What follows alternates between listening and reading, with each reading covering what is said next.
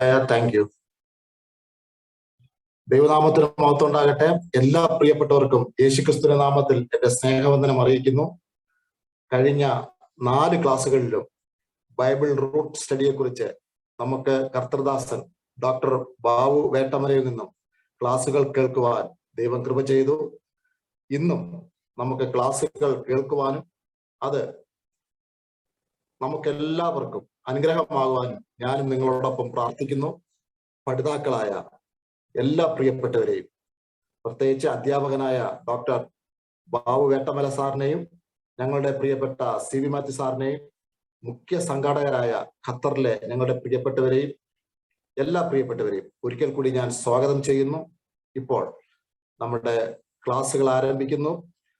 ആരംഭ പ്രാർത്ഥനയ്ക്കായി പ്രിയപ്പെട്ട അലഹബാദിലെ ഞങ്ങളുടെ പ്രിയപ്പെട്ട പാസ്റ്റർ ജേക്കബ് ജോണിനെ വളരെ വിനയത്തോടെ ക്ഷണിക്കുന്നു. നമുക്ക് പ്രാർത്ഥിക്കാം.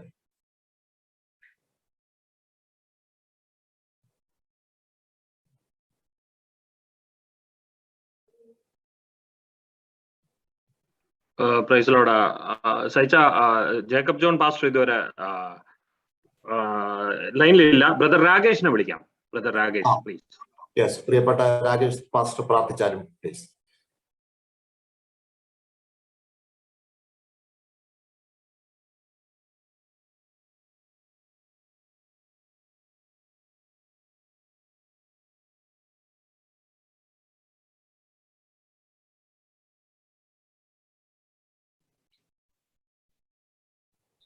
സ്തോത്രം.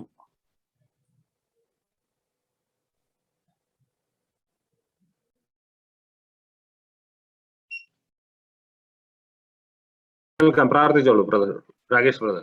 സ്തോത്രം. ഹല്ലേലൂയ. വിശ്വസ്തനായ ഞങ്ങളുടെ ദൈവമേ, വാഴ്ത്തപ്പെട്ട ഞങ്ങളുടെ കർത്താവേ, അനുഗ്രഹമേറിയ ഈ നല്ല സമയത്തിനായി ഞങ്ങൾ അങ്ങയെ സ്തുതിക്കുന്നു, സ്തോത്രം ചെയ്യുന്നു. കർത്താവേ, ഹല്ലേലൂയ, അങ്ങയുടെ വചനം പഠിപ്പാനായി ഞങ്ങൾക്ക് ഒരുമിച്ച് കൂടുവാൻ സർവശക്തനായ ദൈവമിടയാക്കിയ നല്ല സമയത്തിനായി സ്തോത്രം. കർത്താവെ, അവിടുത്തെ ദാസനെ കർത്താവ് ബലപ്പെടുത്തുമാറാകണമെന്ന് പ്രാർത്ഥിക്കുന്നു. കർത്താവെ, ക്ഷീണിത അവസ്ഥയിലും അവിടുത്തെ തിരുവചനത്തിലെ കർത്താവെ മർമ്മങ്ങളെ വെളിപ്പെടുത്തുവാൻ സർവശക്തനായ ദൈവം അവിടുത്തെ ദാസനെ ഉപയോഗിക്കുന്നത് ഓർത്ത് നന്ദിയോടെ സ്തോത്രം. ഇന്ന് കടന്നു വന്ന ഓരോരുത്തരെയും ദൈവം സഹായിക്കണമേ. അത് മാറ്റമില്ലാത്തവിടുത്തെ വചനത്തെ പഠിപ്പാനും കർത്താവെ അത് പഠിച്ച് അങ്ങനെ നാമത്തിന്റെ മഹത്വത്തിനായി ജീവിപ്പാനും കർത്താവെ അത് അനേകരെ പറഞ്ഞു മനസ്സിലാക്കുവാനും ദൈവമേ ഓരോരുത്തരെയും ശക്തീകരിക്കണം, ബലപ്പെടുത്തുമാറാകണമെന്ന് പ്രാർത്ഥിക്കുന്നു. പ്രത്യേകമായി ഗുഡ് ന്യൂസിനായി സ്തോത്രം. കർത്താവെ, ഖത്തർ ചാപ്റ്റർ ഒരുക്കുന്ന ഈ പ്രോഗ്രാമിനായി ഞങ്ങൾ അങ്ങനെ സ്തുതിക്കുന്നു. ഓരോരുത്തരെയും അവിടുന്ന് ബലപ്പെടുത്തണം, ശക്തീകരിക്കുമാറാകണമെന്ന് പ്രാർത്ഥിക്കുന്നു. ഈ പ്രോഗ്രാം ഒരു അനുഗ്രഹമാക്കി സ്വർഗത്തിലെ ദൈവം മാറ്റണമേ എന്ന് പ്രാർത്ഥിക്കുന്നു. എല്ലാവരെയും ദൈവം അനുഗ്രഹിക്കണമേ. പ്രത്യേകമായി അവിടുത്തെ ദാസനെ ക്രൂശിന്റെ മറവിൽ നിർത്തി കർത്താവ് ഇന്ന് വൈകുന്നേരം ഞങ്ങൾക്കായി വചനത്തെ വിളമ്പുമാറാകണമെന്ന് പ്രാർത്ഥിക്കുന്നു. അനുഗ്രഹിക്കുമാറാകണമേ എന്ന് പ്രാർത്ഥിക്കുന്നു. എല്ലാ മഹത്വവും തിരുമേനിക്ക് തരുന്നു. യേശു ക്രിസ്തു നിസ്തുല്യ നാമത്തിന്റെ പിതാവേ. താങ്ക് യു രാകേഷ് സാറെ, താങ്ക് യു. കഴിഞ്ഞ 4 ക്ലാസ്സുകളിലും ദൈവത്തിന്റെ കൃപ കൂടെ ഉണ്ടായിരുന്നു. ശക്തമായി പ്രിയപ്പെട്ട ദൈവദാസൻ നമ്മുടെ ബാബു സാറിനെ ദൈവം കരങ്ങളിലെടുത്തു. ചോദ്യങ്ങൾ ചോദിക്കുവാനും അതിന് മറുപടി ലഭിക്കാനൊക്കെ നമുക്ക് കൃപ ചെയ്തു. ഇന്നും വളരെ ശ്രദ്ധയോടെ എല്ലാ പ്രിയപ്പെട്ടവരും നമുക്ക് ക്ലാസ്സിന് പങ്കെടുക്കാം. കഴിഞ്ഞ ദിവസങ്ങളിലെല്ലാം പ്രിയപ്പെട്ട ബാബു സാറ് പ്രയാസം അനുഭവിക്കുകയായിരുന്നു. ശാരീരികമായ പ്രയാസങ്ങളൊക്കെ നമുക്കറിയാമല്ലോ. നമ്മളെല്ലാവരും അദ്ദേഹത്തെ ഓർത്ത് പ്രാർത്ഥിക്കുന്നുണ്ട്. ഈ പ്രതിസന്ധികളിലും അദ്ദേഹം ക്ലാസ് എടുക്കുകയും ഒട്ടേറെ മാഗസിന് മറ്റു പ്രസിദ്ധീകരണത്തിനൊക്കെ അദ്ദേഹം എഴുതുകയും ചെയ്യുന്നുണ്ട്. തീർച്ചയായിട്ടും ദൈവത്തിന്റെ കൃപ അദ്ദേഹത്തോടൊപ്പം ഉണ്ട്. നമ്മുടെ എല്ലാം പ്രാർത്ഥന ഒരിക്കൽ കൂടി ഞാൻ അദ്ദേഹത്തിന് വേണ്ടി അഭ്യർത്ഥിക്കുകയാണ്. കഴിഞ്ഞ ദിവസങ്ങളെല്ലാം ഖത്തറിലെ പ്രിയപ്പെട്ടവരും ഗുഡ് ന്യൂസിലെ പ്രധാനപ്പെട്ടവരായവരൊക്കെ ഈ പ്രോഗ്രാമിൽ പങ്കെടുക്കുകയും പല രീതിയിൽ നമ്മൾ ഈ ക്ലാസ്സിനെ കുറിച്ച് ഡിസ്കഷൻ നടത്തുകയും നല്ല രീതിയിൽ തന്നെ ദൈവം നമ്മളെ സഹായിക്കുന്നു എന്നുള്ളൊരു വിലയിരുത്തലാണ് നമ്മളെല്ലാവരും ഉള്ളത്. കഴിഞ്ഞ ദിവസം ടോണി ടി ചെറുക്കാരൻ അദ്ദേഹവുമായിട്ട് ഞങ്ങൾ ഈ കാര്യം ഡിസ്കസ് ചെയ്തിരുന്നു. പലരുമായി ഡിസ്കസ് ചെയ്യുമ്പോൾ ഈ ക്ലാസ്സുകൾ വളരെ അനുഗ്രഹമാകുന്നു. നമുക്ക് അറിഞ്ഞുകൂടാത്ത കാര്യങ്ങളെല്ലാം പ്രിയ ദേവദാസിൽ നിന്ന് നമുക്ക് കൂടുതലായി ശ്രദ്ധിക്കുവാനും അത് കേൾക്കുക മാത്രമല്ല ഇതിങ്ങനെയാണോ എന്ന് പിന്നെ നമുക്ക് മറ്റു രീതിയിലൊക്കെ ചിന്തിക്കുവാനും പരിശോധിക്കാനൊക്കെ നമുക്ക് ഇടയാകുന്നുണ്ട്. എല്ലാ പ്രിയപ്പെട്ടവരെയും ക്ലാസ്സിലേക്ക് ഞാൻ ഒരിക്കൽ കൂടി സ്വാഗതം ചെയ്യുന്നതോടൊപ്പം നമ്മുടെ പ്രിയപ്പെട്ട ബാബു ജോൺ വേട്ടമല സാറിനെ ക്ലാസ് എടുക്കുന്നതിനായി വിനയപൂർവ്വം സ്നേഹത്തോടെ ക്ഷണിക്കുന്നു. സ്തോത്രം. എല്ലാവർക്കും എന്നെ കാണുകയും കേൾക്കുകയും ചെയ്യാമെന്ന് വിശ്വസിക്കുന്നു. Am I right? കേൾക്കാം പാസ്റ്റർ. സകല ലോകത്തിന് രാജാവ് എന്റെ കർത്താവുമായ നമ്മുടെ ദൈവം വാഴ്ത്തപ്പെട്ടവൻ.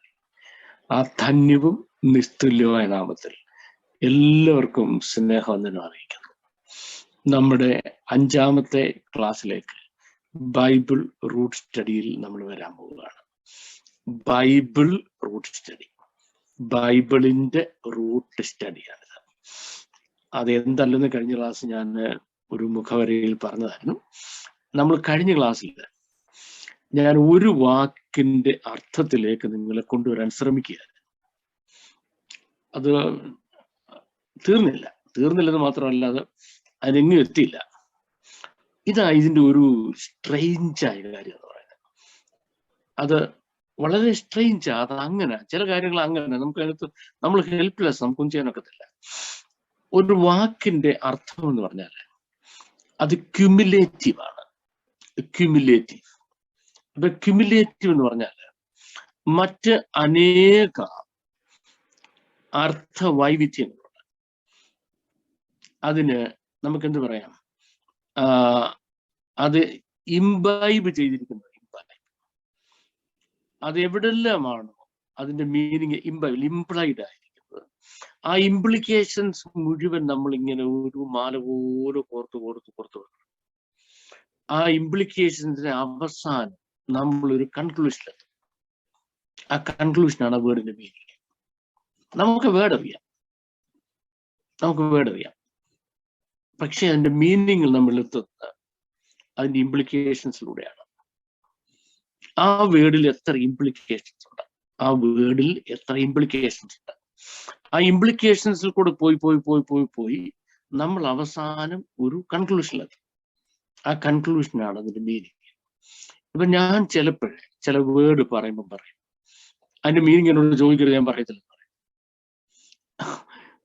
ചിലർ വിചാരിക്കും എനിക്കെന്തെങ്കിലും പ്രത്യേക വിരോധമോ അല്ലെങ്കിൽ അനിഷ്ടമോ ഉള്ളതുകൊണ്ട് ആ വേർഡിന്റെ മീനിങ് പറയാത്തത്. അതുകൊണ്ടല്ല, ഒറ്റ വാക്കിൽ അതിൻ്റെ ഒരു മീനിങ് പറയാൻ പറ്റത്തില്ല. ആ മീനിങ് മനസ്സിലാക്കി കൊടുക്കാൻ പറ്റും. എങ്ങനെ മനസ്സിലാക്കി കൊടുക്കും? അതിന്റെ ഇംപ്ലിക്കേഷൻസിൽ കൂടെ നമ്മൾ പോകുമ്പോൾ അതിൽ ഇംപ്ലൈഡ് അർത്ഥങ്ങൾ അല്ലെങ്കിൽ ഇംപ്ലൈഡ് കൊണട്ടേഷൻ, നിങ്ങൾക്ക് കൊണട്ടേഷൻ എന്ന് പറഞ്ഞാൽ അറിയാം. ആ ഇംപ്ലൈഡ് കൊണട്ടേഷൻസ് ഓരോന്ന് ഇംപ്ലൈഡ് കൊണട്ടേഷൻസ് ഓരോന്ന് എടുത്തെടുക്കുമ്പോൾ ലാസ്റ്റ് ഇംപ്ലൈഡ് കൊണട്ടേഷൻ കഴിയുമ്പോൾ കേൾക്കുന്ന ആള്, പഠിക്കുന്ന ആള് പറയും, this is the meaning of the word. ഞാൻ പറയത്തില്ല, പഠിക്കുന്ന ആള് പറയുകയാണ്, this is the connotation, this is the meaning of the word, this is what the word is എന്ന് പറയുകയാണ്. അത് ഈ ഹീബ്രു ലാംഗ്വേജിന് മാത്രമുള്ള സ്പെഷ്യാലിറ്റിയാണ്. അപ്പൊ നിങ്ങൾ എന്നോട് ചോദിക്കരുത്, ബാബു ജോണിൽ ബാക്കി ലോകത്തുള്ള എല്ലാ ഭാഷകളും അറിയാവുന്നു. തീർച്ചയായിട്ടും അറിയത്തില്ല. എനിക്ക് ആകെ അറിയുന്ന ഇച്ചിരി മലയാളം, പിന്നെ തട്ടിമുട്ടി ഇംഗ്ലീഷും, പിന്നെ എൻ്റെ റിസർച്ച് ലാംഗ്വേജ് ആയ ഹീബ്രു. അതൊക്കെ അറിയത്തുള്ളൂ. ലോകത്തിലെ എല്ലാ ഭാഷയൊന്നും എനിക്കറിയത്തില്ല. അപ്പോ ഈ പക്ഷെ ഞാൻ ലിംഗ്വിസ്റ്റിക്സ് പഠിച്ചതാണ്. ഇപ്പൊ ലിംഗ്വിസ്റ്റിക്സ് പഠിക്കുമ്പോൾ ഈ ലിംഗ്വിസ്റ്റിക്കലായിട്ട് എല്ലാ ഭാഷയുടെയും സ്വഭാവം, ലോകത്തിലെ മുഴുവൻ ഭാഷകളെയും കാറ്റഗറൈസ് ചെയ്തിട്ട് അതിനെ ഇന്ന കാറ്റഗറിയിൽ വരുമെന്നുള്ള ഒരു സ്റ്റഡി ഉണ്ട്, ഒരു അനാലിസിസ് ഉണ്ട്. ആ അനാലിസിസിൽ നമ്മൾ മനസ്സിലാക്കുന്നത് ഇന്ന ഭാഷകൾ ഇന്ന രീതിയിലാണ്, ഇന്ന ഭാഷകൾ ഇന്ന രീതിയിലാണ്. അത് ലിംഗ്വിസ്റ്റിക്സിന്റെ ഒരു ഫോർമാറ്റിനകത്തും, ലിസൺ ടു മീ, ലിംഗ്വിസ്റ്റിക്സിന്റെ ഒരു ഫോർമാറ്റിനകത്തും ഫിറ്റ് ചെയ്യാൻ കഴിയാത്ത ഒരു ഭാഷയുണ്ട്, അത് ഹീബ്രു ഭാഷയാണ്. ലിംഗ്വിസ്റ്റിക്സ് പഠിച്ച ഒരു സ്റ്റുഡന്റ് അറിയാം, ലിംഗ്വിസ്റ്റിക്സിന്റെ ഒരു ഫോർമാറ്റിനകത്ത്, ലിംഗ്വിസ്റ്റിക്സിൽ ഫൊണോളജി, മോർഫോളജി, സെമാന്റിക്സ്, സിന്റാക്സ്, ഈ 4 കാര്യങ്ങൾ, ഫൊണോളജി, മോർഫോളജി, സെമാന്റിക്സ്, സിന്റാക്സ്, ഈ 4 ഓരോ ഭാഷകൾ തമ്മിലൊരു സിമിലാരിറ്റി ഉണ്ട്. പക്ഷെങ്കിൽ ഹീബ്രു ഭാഷയുടെ ഈ 4 കാര്യത്തിൽ വേറെ ഒരു ഭാഷയുമായിട്ട് സിമിലാരിറ്റി ഇല്ല. ഒന്ന്. രണ്ട്, ജനറൽ ലിംഗ്വിസ്റ്റിക് ലോയ്ക്കകത്ത് ഇതിനെ കൊണ്ടുവെക്കാനും ഒക്കത്തില്ല. അപ്പൊ ഞാൻ ഇവിടെ നമ്മുടെ ഇത് ഹീബ്രു സ്റ്റഡി അല്ല എന്നുള്ളത് ഞാൻ ആദ്യം പറഞ്ഞ, പക്ഷെ നമ്മൾ ഒരുപാട് വാക്കുകളും ഹീബ്രു റൂട്ടിൽ നിന്ന് വരുന്നതുകൊണ്ട് നമുക്ക് അതിന് സമയം സ്പെൻഡ് ചെയ്തേ ഒക്കത്തുള്ളൂ. അപ്പൊ സംഭവിക്കുന്ന പ്രോബ്ലം, എന്നോട് ഇപ്പൊ എന്റെ ക്ലാസ് കേട്ടിട്ട് സർ ഇന്ന വാക്കിന്റെ അർത്ഥം ഒന്ന് പറഞ്ഞേ എന്ന് പറഞ്ഞാൽ എനിക്ക് ചിലപ്പോൾ ആ വാക്കിന്റെ അർത്ഥം അറിയാമായിരിക്കും, മിക്കവാറും അറിയത്തില്ലായിരിക്കും, അല്ലേ അറിയാമായിരിക്കും. പക്ഷെ അറിയാമെന്നുള്ളതല്ല എന്റെ പ്രോബ്ലം. ഇത് എങ്ങനെ പറഞ്ഞു മനസ്സിലാക്കും? ഇത് പറഞ്ഞു മനസ്സിലാക്കണമെങ്കിൽ ഈ വേർഡിലെ ഇംപ്ലൈഡ് കൊണോട്ടേഷൻസ് മുഴുവനും പറയണം. ഇത് രണ്ട് കാര്യമാണ്. ഒന്ന്, ഇംപ്ലൈഡ് കൊണോട്ടേഷൻ മുഴുവൻ പറയാൻ എനിക്ക് സമയമുണ്ടോ, അല്ലെ ഈ കേൾക്കുന്ന ആളിന് കേൾക്കാനുള്ള സാവകാശമുണ്ടോ? ഒന്നാമത്തെ ചോദ്യം. രണ്ടാമത്തെ ചോദ്യം, ഇത് ഇദ്ദേഹത്തിന് ഗ്രഹിക്കാനുള്ള ഇന്റലക്ച്വൽ മച്യൂരിറ്റി ഉണ്ടായിട്ടുണ്ടോ? ഏജ് ഗ്രോത്ത് എഡ്യൂക്കേഷൻ അല്ല ഞാൻ പറഞ്ഞു, ഏജ് ഗ്രോത്ത് അല്ല. ഏജ് ഗ്രോത്ത് അദ്ദേഹം ഒരു 50, 60, 70 വയസ്സുള്ള ആളാന്നിരിക്കട്ടെ, നല്ല അക്കാഡമിക് എഡ്യൂക്കേഷൻ ഉള്ള ആളായിരിക്കാം. അപ്പൊ തന്നെ ഇന്റലക്ച്വൽ മച്യൂരിറ്റി എന്നൊരു സംഗതിയുണ്ട്. ഇന്റലക്ച്വൽ വിസ്ഡം എന്ന് വേണേൽ പറയാം, ഇന്റലക്ച്വൽ മച്യൂരിറ്റി. ആ ഇന്റലക്ച്വൽ മച്യൂരിറ്റി അദ്ദേഹത്തിന് കിട്ടിയിട്ടില്ലെങ്കിലോ ഒരു കാരണവശാലും പറഞ്ഞു കൊടുക്കരുത്. ഒരു കാരണവശാലും പറഞ്ഞു കൊടുക്കരുത്. ഇപ്പം ഒരു മൂർച്ചയുള്ള ആയുധം എങ്ങനെ കെയർഫുൾ ആയിട്ട് കൊണ്ട് നടക്കണമെന്ന് അറിയാൻ പറ്റൊരു കുഞ്ഞ്, 1 വയസ്സ് അല്ലെ 1.5 വയസ്സുള്ള കുഞ്ഞിന്റെ കയ്യില് ആ ഷാർപ്പ് വെപ്പൺ, ഷാർപ്പ് എക്വിപ്മെന്റ് നമ്മളെടുത്ത് കൊടുക്കത്തില്ല. ആ കുഞ്ഞിനോട് നമുക്ക് വിരോധമില്ല. കുഞ്ഞ് നല്ല കുഞ്ഞാ, നമ്മുടെ കുഞ്ഞ് നമുക്ക് ഇഷ്ടമാ, മിടുക്കനല്ലേ മിടുക്കിയ എന്ന് പറഞ്ഞ് മൂർച്ചയുള്ള കത്തിയെടുത്ത് അല്ലെ നീഡിലെടുത്ത് കൊച്ചു പിള്ളേരെ കൊടുക്കത്തില്ല. കൊടുത്താൽ ഉണ്ടാക്കുന്ന അപകടം നമുക്കറിയാം. ഇതിനേക്കാൾ അപകടമാണ് നോളജ് എന്ന് പറയുന്നത്. അത് അൺഡിസേർവിംഗ് ആയ ഹാൻഡ്സിൽ എത്തിയാൽ, അൺഡിസേർവിംഗ് ആയ ഹാൻഡ്സിൽ നോളജ് എത്തിയാൽ അത് ഭയങ്കര അപകടമാണ്, അതിഭയങ്കര അപകടമാണ്. ബിബ്ലിക്കലായ മാറ്റേഴ്സ് പ്രത്യേകിച്ചും. അതുകൊണ്ടാണ് യഹോവയുടെ പുസ്തകത്തിൽ അന്വേഷിച്ചു വായിച്ചു നോക്കണം. Means you should study, search and it. ആ സെർച്ചിങ് കേപ്പബിലിറ്റി ഉള്ള ആളുകൾക്ക് മാത്രം മനസ്സിലാക്കേണ്ടതാണ് ഇതിനകത്തെ ഹയർ നോളജ്. നമ്മൾ പറയുമ്പോൾ എപ്പോഴും എനിക്ക് ഇത് സെൻസിറ്റീവ് ആണെന്ന് അറിയാമെങ്കിലും എന്റെ കേൾക്കുന്ന എല്ലാ ആളുകൾക്കും അത് സെൻസിറ്റീവ് ആണെന്ന് അറിയാൻ വയ്യാത്ത പല കാര്യങ്ങളും നമ്മൾ പറഞ്ഞു അത് പറയാതിരിക്കാൻ പറ്റത്തില്ല. അതിലെനിക്ക് മീനിങ് റിവീൽ ചെയ്യാൻ കഴിയുന്നത് ഞാൻ അവിടെ വെച്ച് പറയും. അല്ലെ പറയുന്നത് എനിക്ക് കുറച്ച് ടൈം എടുത്ത് നമുക്കത് പറയാം. ചില കാര്യങ്ങൾ പറയും സോറി ഞാൻ പറയത്തില്ല, ഫിനിഷ്ഡ്. അതറിയാഞ്ഞുകൊണ്ട് നിങ്ങൾക്ക് ഇതൊരു കുഴപ്പമൊന്നും ഉണ്ടായില്ലല്ലോ, അങ്ങനെ തന്നെ മുന്നോട്ട് പോകാട്ടെന്ന് പറയും. അത് ഒരു റൂഡായ കമന്റ് അല്ല, അത് വളരെ വൈസായ ഒരു കമന്റ് ആണ് എന്ന് നിങ്ങൾ ഓർത്തോണം.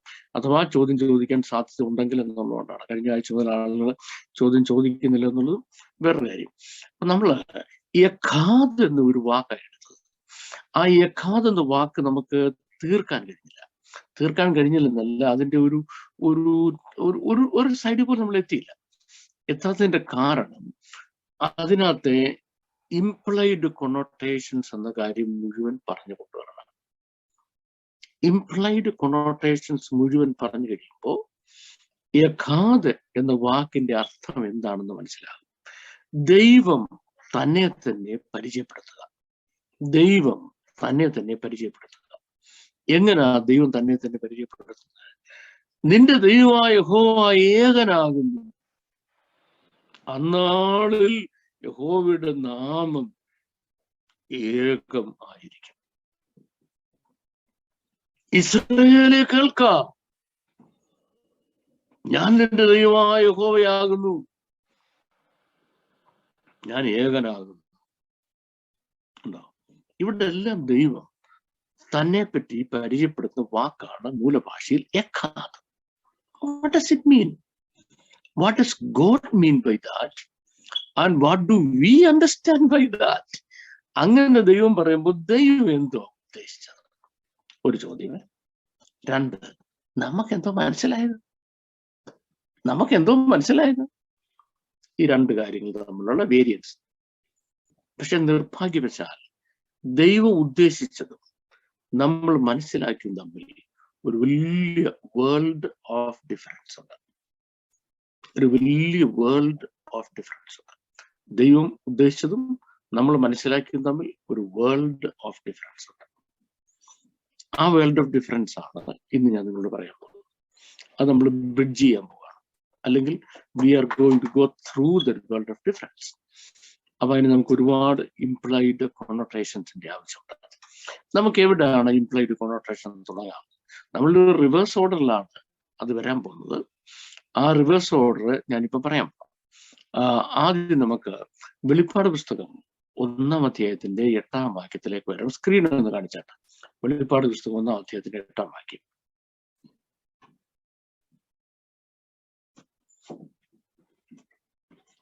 വെളിപ്പാട് പുസ്തകത്തിൽ 1-ാം അധ്യായത്തിന്റെ 8-ാം വാക്യത്തിൽ നമ്മൾ എങ്ങനെയാ വായിക്കുന്നത്? ജെനീസിസ് ഒന്നുമല്ല, വെളിപ്പാട് 1-8 വരാം. ഓക്കെ, വെളിപ്പാട് 1-8. I am alpha and omega. ഞാൻ ആൽഫയും ഒമേഗയും ആകുന്നു. ഓക്കെ, അത് ദൈവം, നമ്മുടെ വാഴ്ത്തപ്പെട്ട കർത്താവ് തന്റെ ശിഷ്യനായ യോഹന്നാനെ പരിചയപ്പെടുത്തി കൊടുക്കുക. ആരെ പരിചയപ്പെടുത്തി കൊടുക്കുക? തന്നെ പരിചയപ്പെടുത്തുക. തന്നെ യോഹന്നാനെ പരിചയപ്പെടുത്തുക താൻ ആരാണെന്നുള്ള കാര്യം. ഞാൻ ആൽഫയും ഒമേഗയും ആകും. ഓക്കെ, എന്തുവാ ഈ ആൽഫയും ഒമേഗയും എന്ന് പറഞ്ഞാൽ? ആൽഫ ഒമേഗ എന്ന് പറഞ്ഞാൽ ഗ്രീക്ക് ഭാഷയിലെ ആദ്യത്തെ അക്ഷരമാണ് ആൽഫ. അപ്പൊ അവസാനത്തെ അക്ഷരവും ഒമേഗ അല്ലേ? അപ്പൊ ഗ്രീക്കിലെ ആദ്യത്തെയും അവസാനത്തെ അക്ഷരമാണ് ഞാൻ. ഇനി ഞാൻ നിങ്ങൾ ഇച്ചിരി കോമൺ സെൻസ് ഉള്ളവരായിട്ട് നിങ്ങളത് അപ്ലൈ ചെയ്യണേ. നമ്മൾ മലയാളികളാണ്. അപ്പം നമ്മളോട് ഒരാള് നീ ആരാന്ന് ചോദിച്ചാൽ മലയാളത്തിലെ ആദ്യത്തെ അക്ഷരം ആയി, അവസാനത്തെ ആന്നിരിക്കട്ടെ, ഞാൻ ആയുമാകും എന്ന് നിങ്ങൾ ആരെങ്കിലും പറയുമോ? എനിക്ക് തോന്നുന്നില്ല. എന്നോട് ഇന്ന് വരെ ആരും അങ്ങനെ പറഞ്ഞു. ഞാൻ 1/2 നൂറ്റാണ്ടിലധികം ഈ ഭൂമിയിൽ ജീവിച്ചിട്ട് എന്നോട് ഇന്ന് വരെ ആരും അങ്ങനെ പറഞ്ഞിട്ടില്ല, ഞാൻ ആയുമാകും. ഇംഗ്ലണ്ടിൽ വന്നു, ഇവിടെ വന്നിട്ട് തന്നെ 10-22 വർഷമായി, ഒരു 1/4 നൂറ്റാണ്ട് വെച്ചു. ഇന്ന് വരെ എന്നോട് ആരും ഞാൻ A to Z ആണ് എന്ന് പറഞ്ഞിട്ടില്ല. എന്നാൽ ഇംഗ്ലീഷിൽ അങ്ങോട്ട് എക്സ്പ്രഷൻ ഉണ്ട്.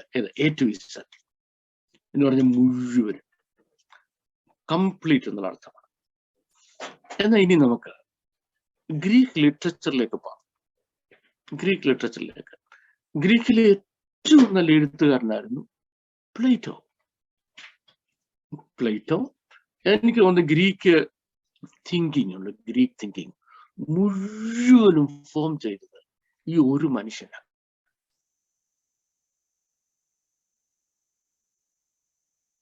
ഈ പ്ലേറ്റോ എന്ന് പറയുന്ന ഒരു മനുഷ്യനാണ്.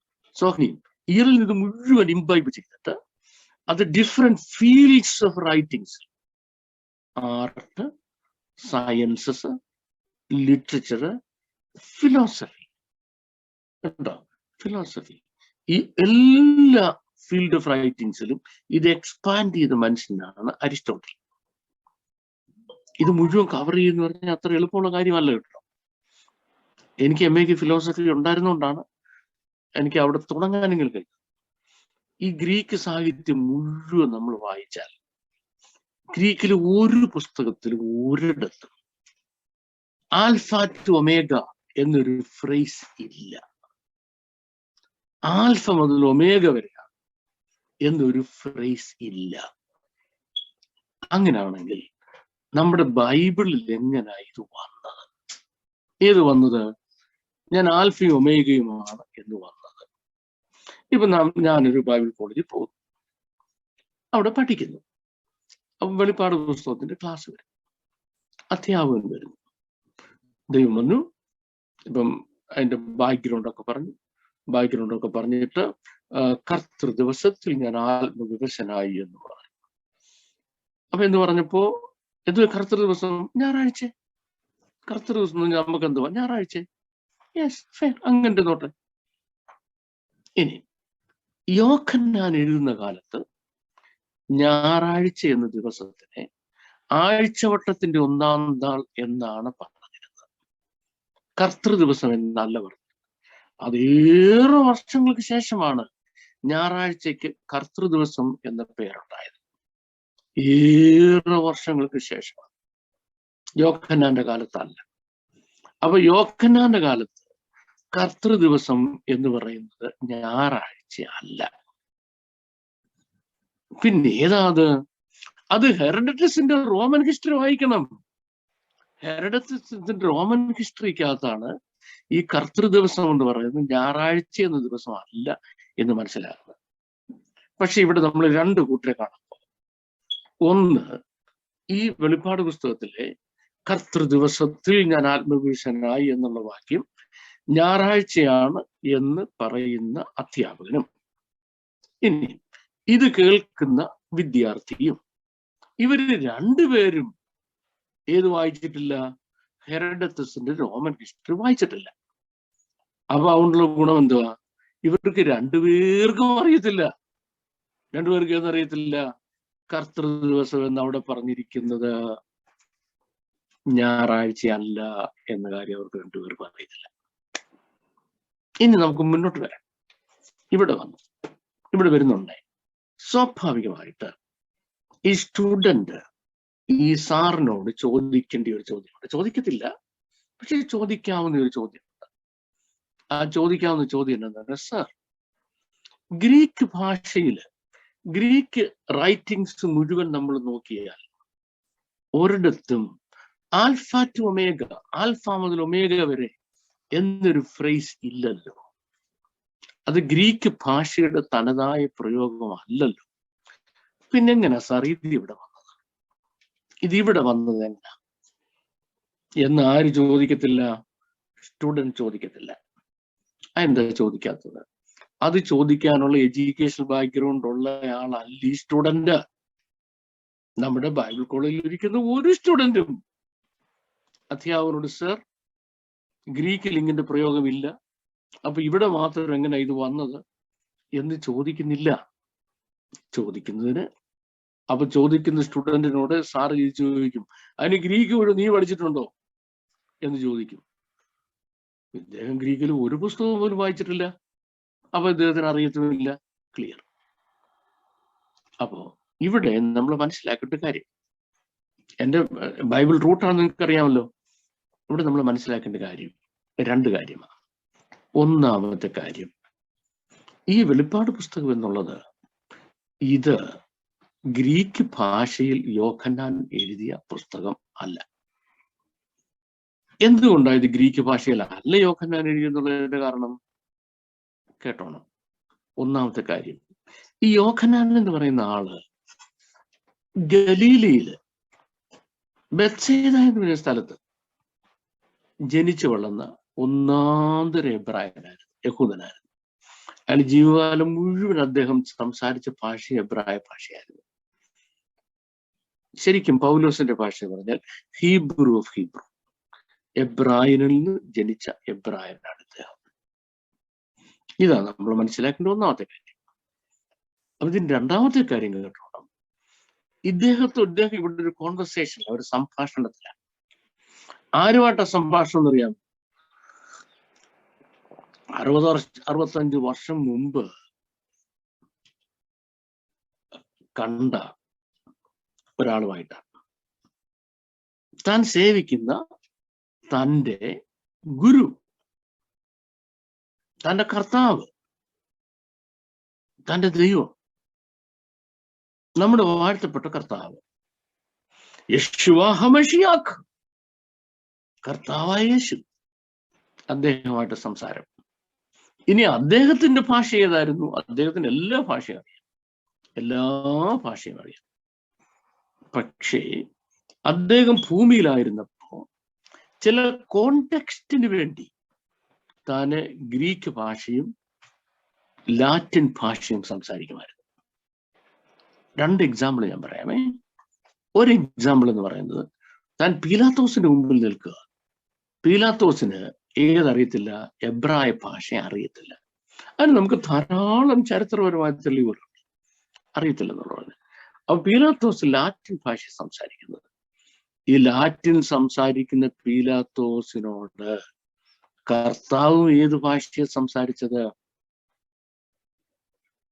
ഒന്നാന്തരം ലാറ്റിൻ ഭാഷ അല്ലേ? ഇനിയും ഈ കർത്താവിനോട് പീലാത്തോസ് ഏത് ഭാഷയിലാണ് സംസാരിച്ചത്? ഒന്നാന്തരം ലാറ്റിൻ ഭാഷയിൽ. പീലാത്തോസ് അവസാനം എഴുതുന്ന വേർഡിക്റ്റ് ഉണ്ട്.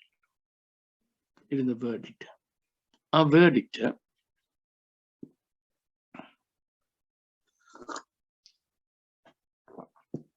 ലാറ്റിൻ ഭാഷയിലാണ്, പ്രൊനൗൺസ് ചെയ്യുന്ന ലാറ്റിൻ ഭാഷയിലാണ്. അപ്പൊ കർത്താവ് ലാറ്റിൻ പറയേണ്ടപ്പോൾ ലാറ്റിൻ പറയുവാൻ. ഇനി നമുക്ക് യവനന്മാര് കർത്താവിനെ പേഴ്സണലായിട്ട് കാണാൻ വരുന്ന സംഭവങ്ങൾ ബൈബിളിൽ പറഞ്ഞിട്ടുണ്ട്. അപ്പൊ യവനന്മാരോട് കർത്താവ് ഏത് ഭാഷ സംസാരിച്ചത്? ഗ്രീക്ക് അല്ലേ? ഗ്രീക്ക്. ഇനി ഇതേ കർത്താവ് യഹൂദന്മാരുടെ സിനഗോഗിലാണ് പഠിപ്പിച്ചിരുന്നത്. അവിടെ പെർമിറ്റഡ് അല്ല ഈ ഭാഷയൊന്നും. ഒരു ഭാഷ മാത്രമേ പെർമിറ്റഡ് ഉള്ളൂ, അനുവാദമുള്ളൂ. അത് എബ്രായ ഭാഷയാണ്. ഇനി നമ്മുടെ വാഴ്ത്തപ്പെട്ട കർത്താവ് യെരുശലേം ദേവാലയത്തിൽ വന്നാൽ മോശയുടെ പീഠത്തിലിരിക്കും. അവിടെ എല്ലാവരും കയറി ഇരിക്കത്തില്ല. ദി ഹയസ്റ്റ് എവർ സ്കോളർഷിപ്പ് ഉള്ള, മുമ്പൊരിക്കൽ ഞാൻ നിങ്ങളോട് പറയുന്നത്, റാബായ് വിത്ത് സ്മിഖായുള്ള റാബായ് മാത്രം ഇരിക്കേണ്ട സീറ്റാണ് മോശയുടെ പീഠം. അവിടെ ഇരിക്കുവാൻ, അവിടെ ഇരുന്ന് പഠിപ്പിക്കും. ഏത് ഭാഷയിൽ? എബ്രായ ഭാഷയിൽ. അവിടെ ജാതീയ ഭാഷകൾ അനുവദനീയമല്ല. ഞാൻ കഴിഞ്ഞ ക്ലാസ്സിൽ പറഞ്ഞ് നിങ്ങൾ ഓർക്കുന്നുണ്ടെന്ന് എന്റെ വിശ്വാസം. നമ്മുടെ വാഴ്ത്തപ്പെട്ട കർത്താവ് ഉയർത്തെഴുന്നേറ്റ് കഴിഞ്ഞ് ഏറെ നാൾ കഴിഞ്ഞ് ദമസ്കോസിന്റെ പടിവാതിൽക്കൽ വെച്ച് പൗലോസിന്റെ പ്രത്യക്ഷനാകുമ്പോ, ശൗലേ നീ എന്നെ ഉപദ്രവിക്കുന്നുണ്ട്, മുള്ളിന്റെ നേരെ ഉതയ്ക്കുന്ന നിനക്ക് വിഷമമാകുന്നു എന്ന് എബ്രായ ഭാഷയിൽ പറഞ്ഞു എന്ന് പ്രത്യേകം എടുത്ത് പറഞ്ഞിരിക്കുക വേദപുസ്തകത്തിൽ. ആ റെഫറൻസ് ഞാൻ വായിച്ചു കേൾപ്പിച്ചതാണ്. നിങ്ങൾ ഓർക്കുന്നുണ്ടെന്ന് എന്റെ വിശ്വാസം. അപ്പൊ ഈ കർത്താവും തന്റെ ശിഷ്യനായ യോഹന്നാനും തമ്മിലാണ് ഇവിടെ സംസാരം. അത് നമ്മൾ മനസ്സിലാക്കണം. ബാക്ക്ഗ്രൗണ്ട്, കൃത്യമായിട്ട് ബാക്ക്ഗ്രൗണ്ട് മനസ്സിലാക്കണം. അങ്ങനെയാണെങ്കിൽ ഇവര് തമ്മിൽ ഗ്രീക്ക് സംസാരിക്കേണ്ട ആവശ്യം എന്താ? That is the first question. അവർ തമ്മിൽ ഗ്രീക്ക് സംസാരിക്കേണ്ട ഒരാവശ്യമില്ല. 2, ഗ്രീക്ക് ഭാഷയിലെ ഒരർത്ഥവുമില്ലാത്ത ഒരു പ്രയോഗം പറയേണ്ട ആവശ്യമുണ്ടോ? ഗ്രീക്ക് ഭാഷയിൽ ഒരർത്ഥവുമില്ലാത്ത ഒരു പ്രയോഗം പറയേണ്ട എന്തെങ്കിലും ആവശ്യം അവർക്കുണ്ടോ? അതുമില്ല. അതിൻ്റെ ആവശ്യവുമില്ല അല്ലേ? ഇനി വളരെ മീനിങ് ആയ ഒരു പീസ് ഓഫ് ഇൻഫർമേഷൻ ഇദ്ദേഹത്തിലേക്ക് കൺവേ ചെയ്യാൻ ശ്രമിക്കുകയാണ് കർത്താവ്. വളരെ മീനിങ് ആയ ഒരു പീസ് ഓഫ് ഇൻഫർമേഷൻ യോഹന്നാന് പറഞ്ഞു കൊടുക്കാൻ ശ്രമിക്കുകയാണ് കർത്താവ്. എന്തോ പീസ് ഓഫ് ഇൻഫർമേഷൻ? താൻ ആരാണെന്നുള്ളത്. ഇനി നമുക്ക് യോഹന്നാന്റെ ബാക്ക്ഗ്രൗണ്ടിലേക്ക് പോകാം. ഇപ്പൊ എപ്പോഴും നമ്മൾ ഒരാളുടെ സംസാരിക്കുമ്പോൾ അദ്ദേഹത്തിന്റെ ബാക്ക്ഗ്രൗണ്ടിൽ നിന്ന് നമ്മൾ സംസാരിക്കുന്നു. അതുകൊണ്ട് ഞാൻ തന്നെ എന്നോട് ആൾക്കാർ ചോദിക്കുമ്പോൾ what is your background, education background ഒക്കെ ചോദിക്കുന്നത്. കാര്യം അതിനനുസരിച്ച് വേണം അവരുടെ മറുപടി പറയാൻ, സംസാരിക്കാൻ. ഒരാള് സംസാരിക്കാൻ എഴുന്നേക്കും, ഇൻട്രൊഡ്യൂസ് യുവർ സെൽഫ് എന്ന് പറയും. Please introduce your self. Blunt ആയിട്ട് വന്ന് ചോദ്യം ചോദിക്കാനൊക്കത്തില്ല. Introduce your self. കാര്യം അവരുടെ ബാക്ക്ഗ്രൗണ്ട് എന്താണെന്ന് അറിയാം, എങ്കിലേ പറ്റത്തുള്ളൂ. അപ്പോ നമ്മുടെ വാഴ്ത്തപ്പെട്ട കർത്താവ് താൻ ആരോടാണ് സംസാരിക്കുന്നത്, ആ ആളിന്റെ ബാക്ക്ഗ്രൗണ്ട് നമ്മുടെ വാഴ്ത്തപ്പെട്ട കർത്താവിന് നല്ലതുപോലെ അറിയാം. അങ്ങനെയാണെങ്കിൽ യോഹന്നാന്റെ ബാക്ക്ഗ്രൗണ്ട് എന്താണ് കേട്ടോളാം. യോഹന്നാൻ നമ്പർ 1, താന് ഒരു റിച്ച് ഫാമിലിയിൽപ്പെട്ട ആളായിരുന്നു. നമ്പർ 2, അവര് പുരോഹിതന്മാരുമായിട്ട് ബന്ധമുള്ളവരായിരുന്നു, പൗരോഹിത്യ കുടുംബവുമായി ബന്ധമുള്ളവരായിരുന്നു. അതുകൊണ്ടാണ് യോഹന്നാൻ അകത്തൊക്കെ കയറാൻ പറ്റുന്നത്. യെരുശലേമിൽ വരുന്നുണ്ടെ ടെമ്പിൾ പ്രസിൻസിൽ അതിൽ കയറാനുള്ള പെർമിഷൻ ഉണ്ട്. പത്രോസിന് കയറാൻ പറ്റത്തില്ല. മഹാപുരോഹിതന്റെ അടുത്ത ആളായിട്ട് യോഹന്നാൻ കയറി പോവുകയും ചെയ്യും. അപ്പം യഹൂദന്മാരുടെ ബാലന്മാരെ ചെറുതിലേ മുതലേ അവരുടെ ഭാഷയും വിശുദ്ധ വേദോസവും പഠിപ്പിക്കുമ്പം അവരെ എന്തോ പഠിപ്പിക്കുന്നറിയാമോ? അവരുടെ ഭാഷയിൽ 22 അക്ഷരങ്ങളുണ്ട്. 22 അക്ഷരമുണ്ട്. അവരാദ്യം ചെയ്ത് കേട്ടോണേ, ഈ 22 അക്ഷരങ്ങളിൽ ഓരോ അക്ഷരവും പഠിപ്പിക്കും. ഓരോ അക്ഷരവും പഠിപ്പിക്കും. അപ്പൊ നിങ്ങൾ ചോദിക്കും, നമ്മൾ ആ അല്ലെങ്കിൽ ABCDEFG അങ്ങനെയല്ല. യഹൂദ ഭാഷയിൽ ഒരക്ഷരത്തെ പറ്റി മിനിമം 4 കാര്യങ്ങളൊക്കെ അവർക്ക് പറയാനുണ്ട്. ഒരക്ഷരത്തെ പറ്റി മിനിമം 4 കാര്യങ്ങൾ അവർക്ക് പറയാനുണ്ട്. അതിലൊന്നാണ് ആ അക്ഷരത്തിന്റെ അർത്ഥം. ഒന്ന്, ആ അക്ഷരത്തിന്റെ അർത്ഥം. വാട്ട് ഡസ് ദാറ്റ് ലെറ്റർ മീൻ? ആ അക്ഷരത്തിന്റെ അർത്ഥം. അപ്പൊ 22 അക്ഷരം അതിന്റെ ഒരു മീനിങ് എന്ന് പറയുന്നത് നമ്മുടെ വാഴ്ത്തപ്പെട്ട കർത്താവും അവരുടെ മശിഹായുമായ ആളാണ്. നമ്മുടെ വാഴ്ത്തപ്പെട്ട കർത്താവ് അവരുടെ മശിഹ. നമ്മുടെ വാഴ്ത്തപ്പെട്ട കർത്താവ് അവരുടെ മശിഹ. മനസ്സിലായോ? അവരുടെ വാഗ്ദത്ത മശിഹ വരാനിരിക്കുന്ന ആളാ. അബ്രഹാമിനോട് വാഗ്ദത്തം ചെയ്യപ്പെട്ട ആളാണ്. ആള് വരണം. അപ്പൊ ഈ 22 അക്ഷരത്തിൽ ഓരോ അക്ഷരവും ഈ വാഗ്ദത്ത മശിഹയാണ്. 22 അക്ഷരത്തിൽ ഓരോ അക്ഷരവും ഈ വാഗ്ദത്ത മശിഹയാണ്. കേട്ടോണേ. അപ്പൊ യോഹന്നാൻ തന്റെ ചെറുതിൽ എന്തോ പഠിച്ചത്? അലഫ് മുതൽ അവസാനത്തെ അക്ഷരമായ താവു വരെ വരുവാനിരിക്കുന്ന വാഗ്ദത്ത മശിഹയാണ് എന്ന് യോഹന്നാൻ പഠിച്ചിരിക്കുകയാണ്. ഇതാണ് ഇവർ പഠിക്കുമ്പോൾ മനസ്സിലാക്കുന്ന ഒന്നാമത്തെ കാര്യം അവരുടെ ഭാഷയിൽ. രണ്ടാമത്തെ കാര്യം, ഓരോ അക്ഷരത്തിനും ഒരു ന്യൂമറിക്കൽ വാല്യൂ, ഒരു സംഖ്യാമൂല്യമുണ്ട്. ഓരോ അക്ഷരത്തിനും ഒരു ന്യൂമറിക്കൽ വാല്യൂ അല്ലെങ്കിൽ ഒരു സംഖ്യാമൂല്യമുണ്ട്.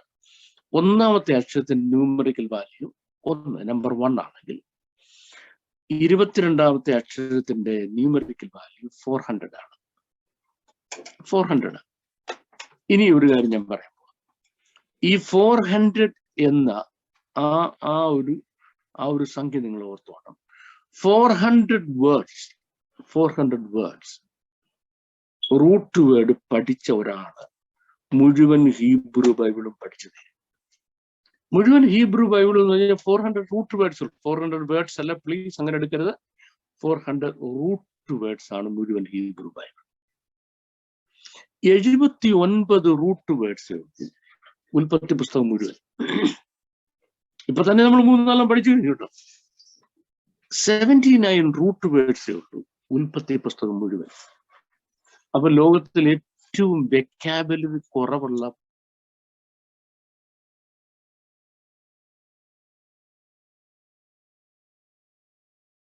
കർത്താവ് പറയുക, അനി അലഫ് വതാവു, അനി അലഫ് വതാവു. അലഫ് മുതൽ താവു വരെയുള്ള അക്ഷരങ്ങൾ ഞാനാണ്.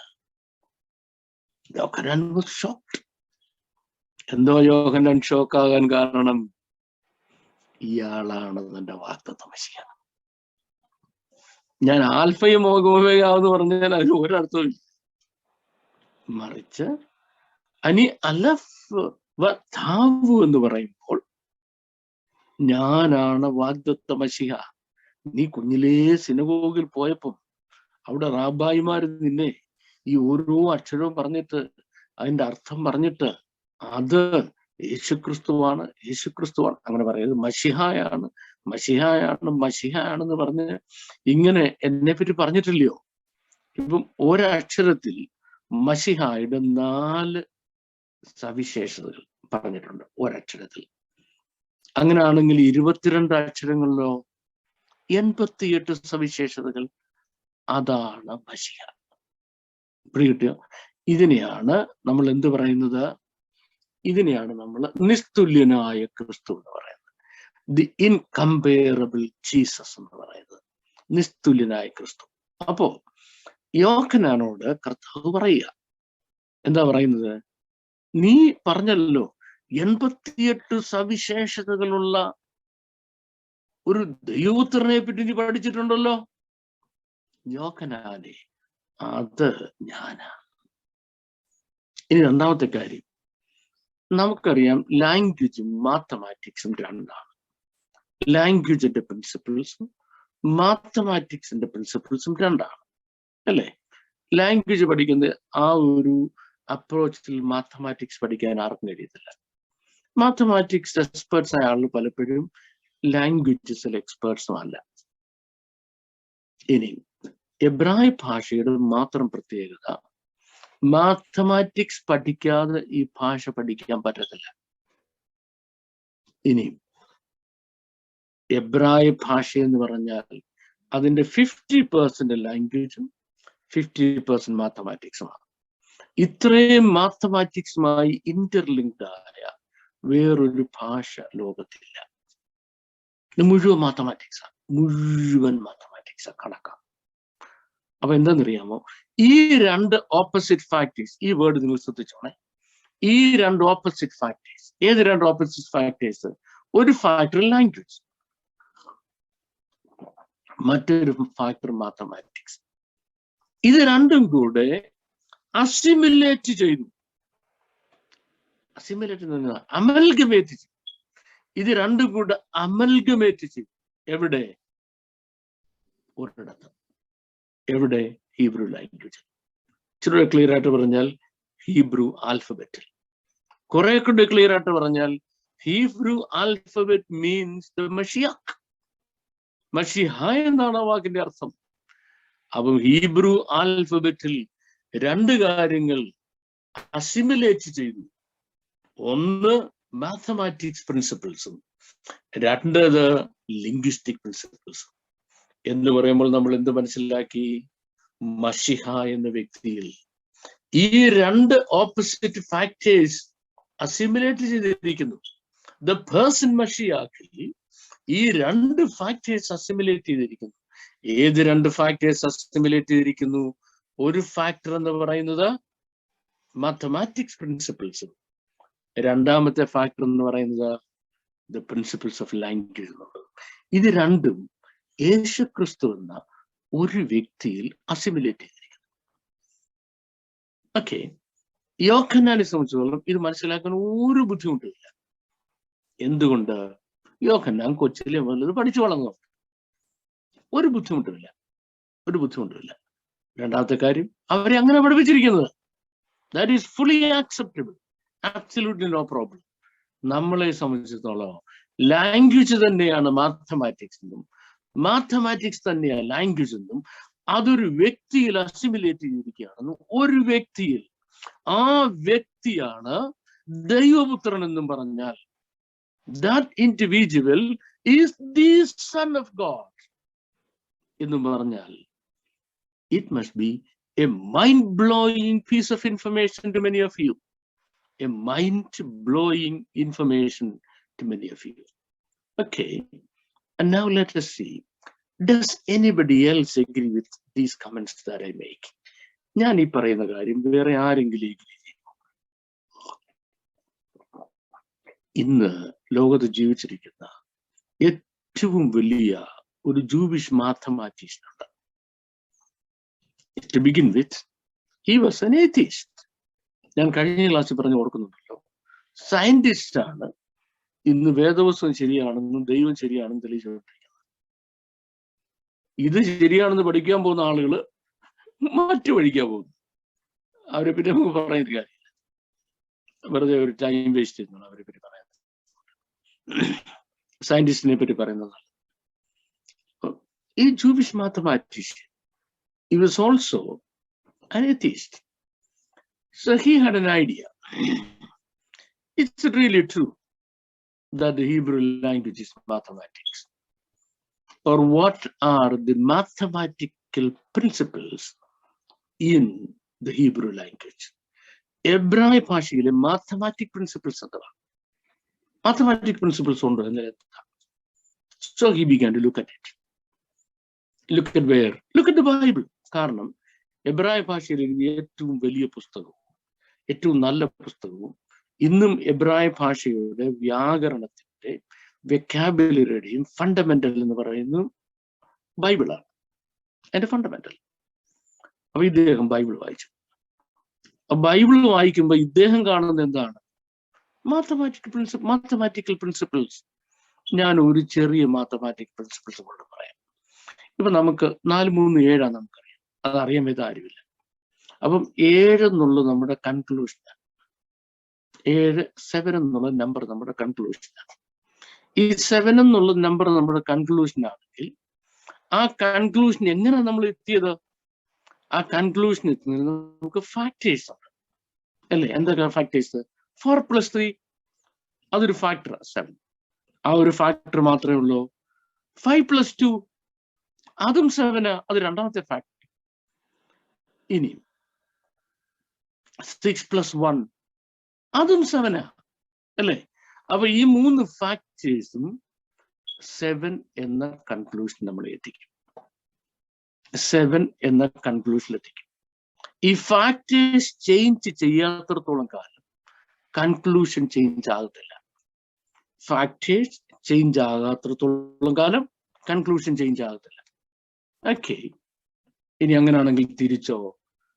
ഫാക്ടേഴ്സ് ചേഞ്ച് ആയാൽ കൺക്ലൂഷൻ ചേഞ്ച് ആകും ഇൻവേരിയബിൾ.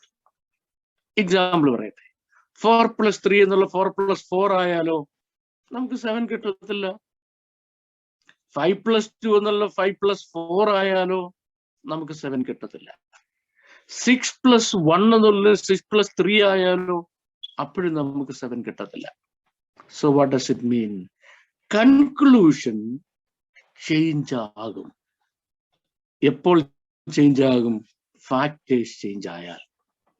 എഗെയിൻ കേട്ടോണം, ഫാക്ടേഴ്സ് ചേഞ്ച് ആയാൽ കൺക്ലൂഷൻ ചേഞ്ച് ആകും. ഇനി ഒന്നുകൂടെ പറയാൻ പോവാം. കൺക്ലൂഷൻ ചേഞ്ച് ചെയ്യാം. കൺക്ലൂഷൻ എങ്ങനെ ചേഞ്ച് ചെയ്യാം? ഫാക്ടേഴ്സ് ചേഞ്ച് ചെയ്യുന്നതിലൂടെ അല്ലേ? അത് സിമ്പിൾ മാത്തമാറ്റിക്സ് പ്രിൻസിപ്പിൾ. നമ്മൾ 1ാം ക്ലാസ്സിൽ പഠിക്കുന്ന കാര്യം ആർക്കും അറിയാൻ വേണ്ടത്. Okay, so our great mathematician, he was reading the Bible. Bible വായിക്കുമ്പോൾ അതിലൊരു കൺക്ലൂഷനിലെത്തുക. അത് കണ്ടൊരു കൺക്ലൂഷൻ. ആ കൺക്ലൂഷൻ എന്തെന്നറിയാമോ? അന്ന് ഭരണം നടത്തുന്ന ഇസ്രയേലി പ്രൈം മിനിസ്റ്ററായ ഇസ്ഹാക്ക് റബീൻ 1995 നവംബർ മാസം 4-ാം തീയതി ടെൽ അവീവിൽ രാത്രി നടക്കുന്ന ഒരു മീറ്റിംഗിന്റെ നടുക്ക് വെച്ച് വെടിവെച്ച് കൊല്ലപ്പെടും. കൺക്ലൂഷൻ.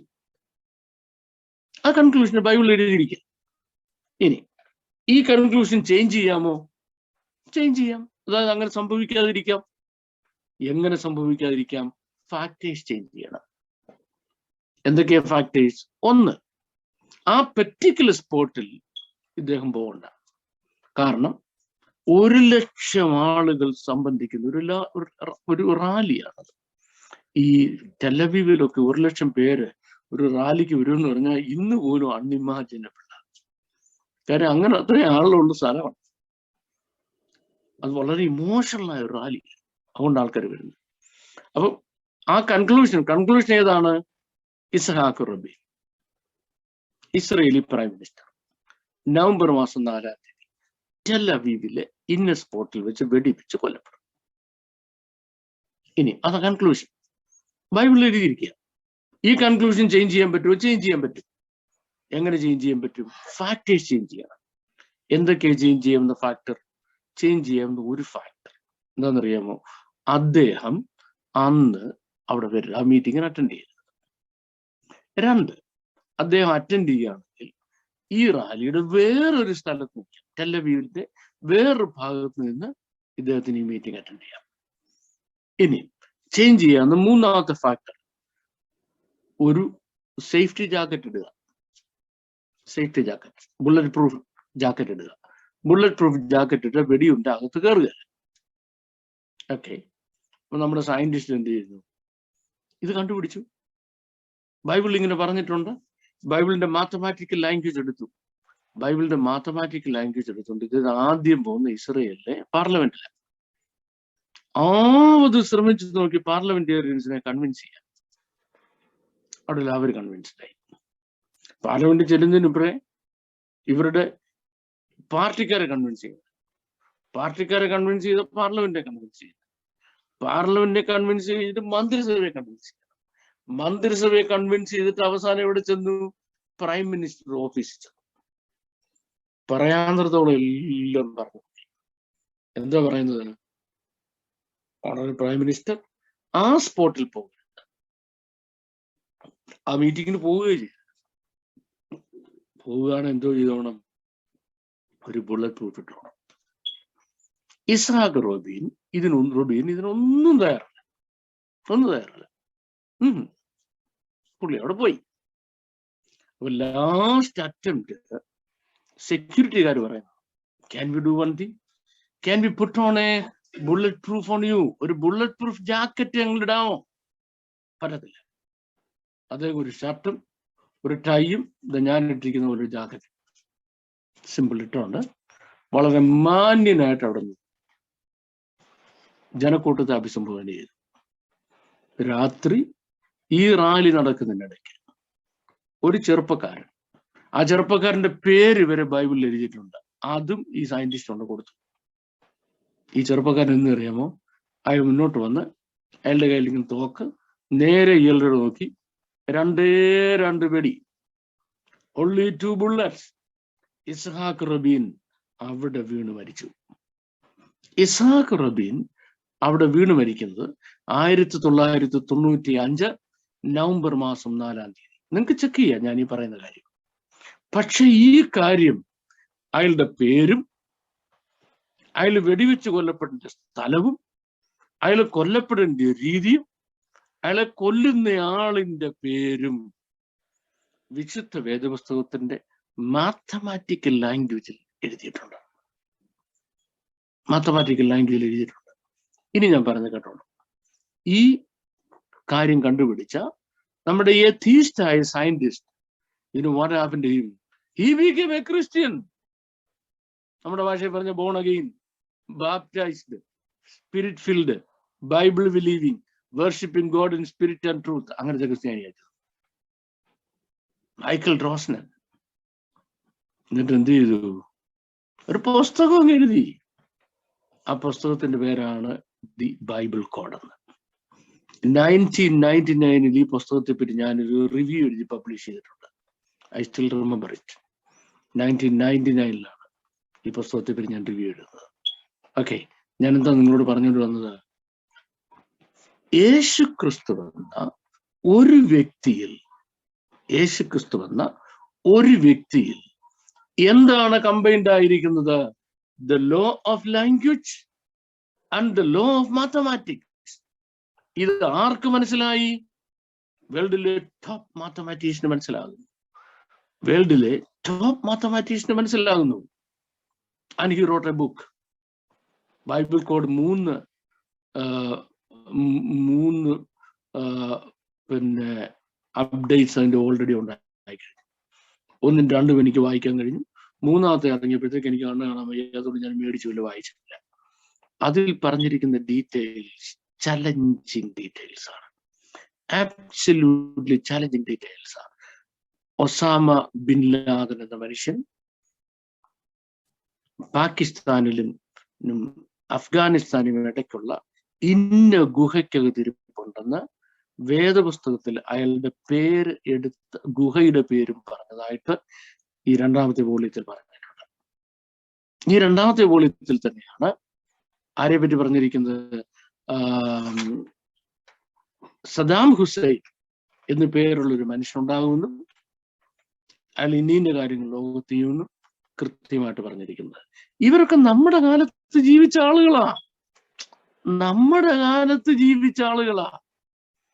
ഇവരെ പറ്റി എവിടെ പറഞ്ഞിരിക്കുന്നത്?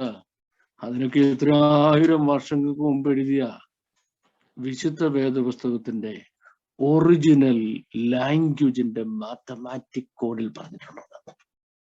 That is the credential, that is the credibility of the word of God. ദൈവമുണ്ടോ? ദൈവമുണ്ടോ? എവിടുണ്ട്? എവിടുണ്ട് ദൈവം? അന്വേഷിച്ചു വെച്ച് വേറൊരു ശാസ്ത്രജ്ഞന്റെ കഥയോട് ഞാൻ പറയാം, നമ്മൾ അടുത്ത കാര്യം പറയുമ്പോഴാണ്. അപ്പൊ ഹൂ ഈസ് ഗോഡ് എന്നുള്ള നമ്മുടെ ചോദ്യം നമ്മൾ 4 ആഴ്ച മുമ്പ് ആരംഭിച്ചതാണ്. ആ ചോദ്യമായിട്ട് ഇതുവരെ നമ്മൾ എങ്ങനെ എത്തിയില്ല. ഇപ്പൊ നിങ്ങൾ ചിന്തിക്കും ഇങ്ങനെ ആയാലും എന്തെങ്കിലും എവിടെങ്കിലും എത്തുമെന്നത്. അത് പിന്നത്തെ കാര്യമല്ലേ. ഒരുപാട് ദൂരം പോയില്ലെങ്കിലും പോകുന്നത്രയും ദൂരം നമുക്ക് ഭംഗിയായിട്ട് പോകാം. So what is God? God or Jesus has assimilated into himself, or I should better use the word amalgamated into himself, two opposite factors. ഏതൊക്കെയാണ് 2 opposite factors? ഇപ്പൊ ഞാനിവിടെ പറഞ്ഞ 2 opposite factors, ഇപ്പോ ഞാനിവിടെ പറഞ്ഞിരിക്കുന്ന 2 opposite factors. ഒന്നെന്ന് പറയുന്നത് law of languages, 2 the law of mathematics. ഇത് രണ്ടും ഞാൻ എന്ന വ്യക്തിയിൽ അസിമിലേറ്റ് ചെയ്തിട്ടുണ്ട്. ആ വ്യക്തി ആണ് ഞാൻ. നമ്മുടെ വാഴ്ത്തപ്പെട്ട കർത്താവ് പീലാത്തോസിന്റെ മുമ്പിൽ നിൽക്കുമ്പോൾ പീലാത്തോസ് ചോദിച്ചു, ഹു ആർ യു? അവ പറഞ്ഞു, ഞാൻ സത്യത്തിന് സാക്ഷ്യം വന്നിരിക്കുന്നു. Then the question, what is truth? എന്താ സത്യം? മറുപടി കർത്താവ് പറഞ്ഞു, അതിനുമ്പോൾ ഓടിക്കളഞ്ഞു. കാര്യം അതിന് മറുപടി ഫേസ് ചെയ്യാനേ കഴിയത്തില്ല. നമ്മുടെ വാഴ്ത്തപ്പെട്ട കർത്താവ്, ഞാനാണ് സത്യം. ഈ ഞാനാണ് സത്യം എന്ന് പറയുമ്പോൾ നിങ്ങൾക്ക് എന്തോ മനസ്സിലായത്? എന്തൊക്കെയോ മനസ്സിലായിട്ടുണ്ട്. ഒന്നും മനസ്സിലായിട്ടില്ലെന്ന് ഞാൻ പറയുന്നു. You must have understood many things. ഞാൻ സത്യമാണെന്ന് പറഞ്ഞപ്പോൾ നിങ്ങൾക്ക് പല കാര്യങ്ങളും മനസ്സിലായിട്ടുണ്ട്. ഇല്ലെന്ന് ഞാൻ പറയുന്നില്ല. എന്നാൽ കർത്താവ് എന്താ ഉദ്ദേശിച്ചത് ഞാൻ പറയാൻ പോവാം. എമറ്റ്, EMET, എമറ്റ്. എമറ്റ് എന്ന് ആണ് ഹീബ്രുവിൽ സത്യം എന്ന വാക്കിന്റെ ഹീബ്രു. എമറ്റ് എന്ന് പറഞ്ഞാൽ ആ വാക്കിൽ 3 അക്ഷരങ്ങളുണ്ട്. 3 അക്ഷരങ്ങൾ. ഒന്നാമത്തെ അക്ഷരം അലഫ് എന്നും, രണ്ടാമത്തെ അക്ഷരം മെയിം എന്നും, മൂന്നാമത്തെ അക്ഷരം താവു എന്നും. അലഫും മെയിമും താവും എന്ന് പറഞ്ഞാൽ, അലഫ് എന്ന് പറഞ്ഞാൽ ബിഗിനിങ്, സ്റ്റാർട്ടിംഗ് പോയിന്റ് എന്നും, മെം എന്ന് പറഞ്ഞാൽ മിഡിൽ, അതിന്റെ മിഡിൽ അക്ഷരമാണ്. താവു എന്ന് പറഞ്ഞാൽ അവസാനത്തെ അക്ഷരമാണ്. ഞാൻ സത്യമാണ് എന്ന് പറഞ്ഞാൽ അതിന്റെ അർത്ഥം I was at the beginning before anything began.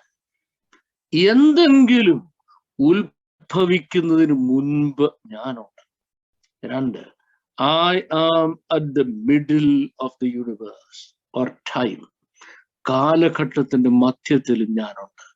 And the 3rd, I will remain when everything else is already ended.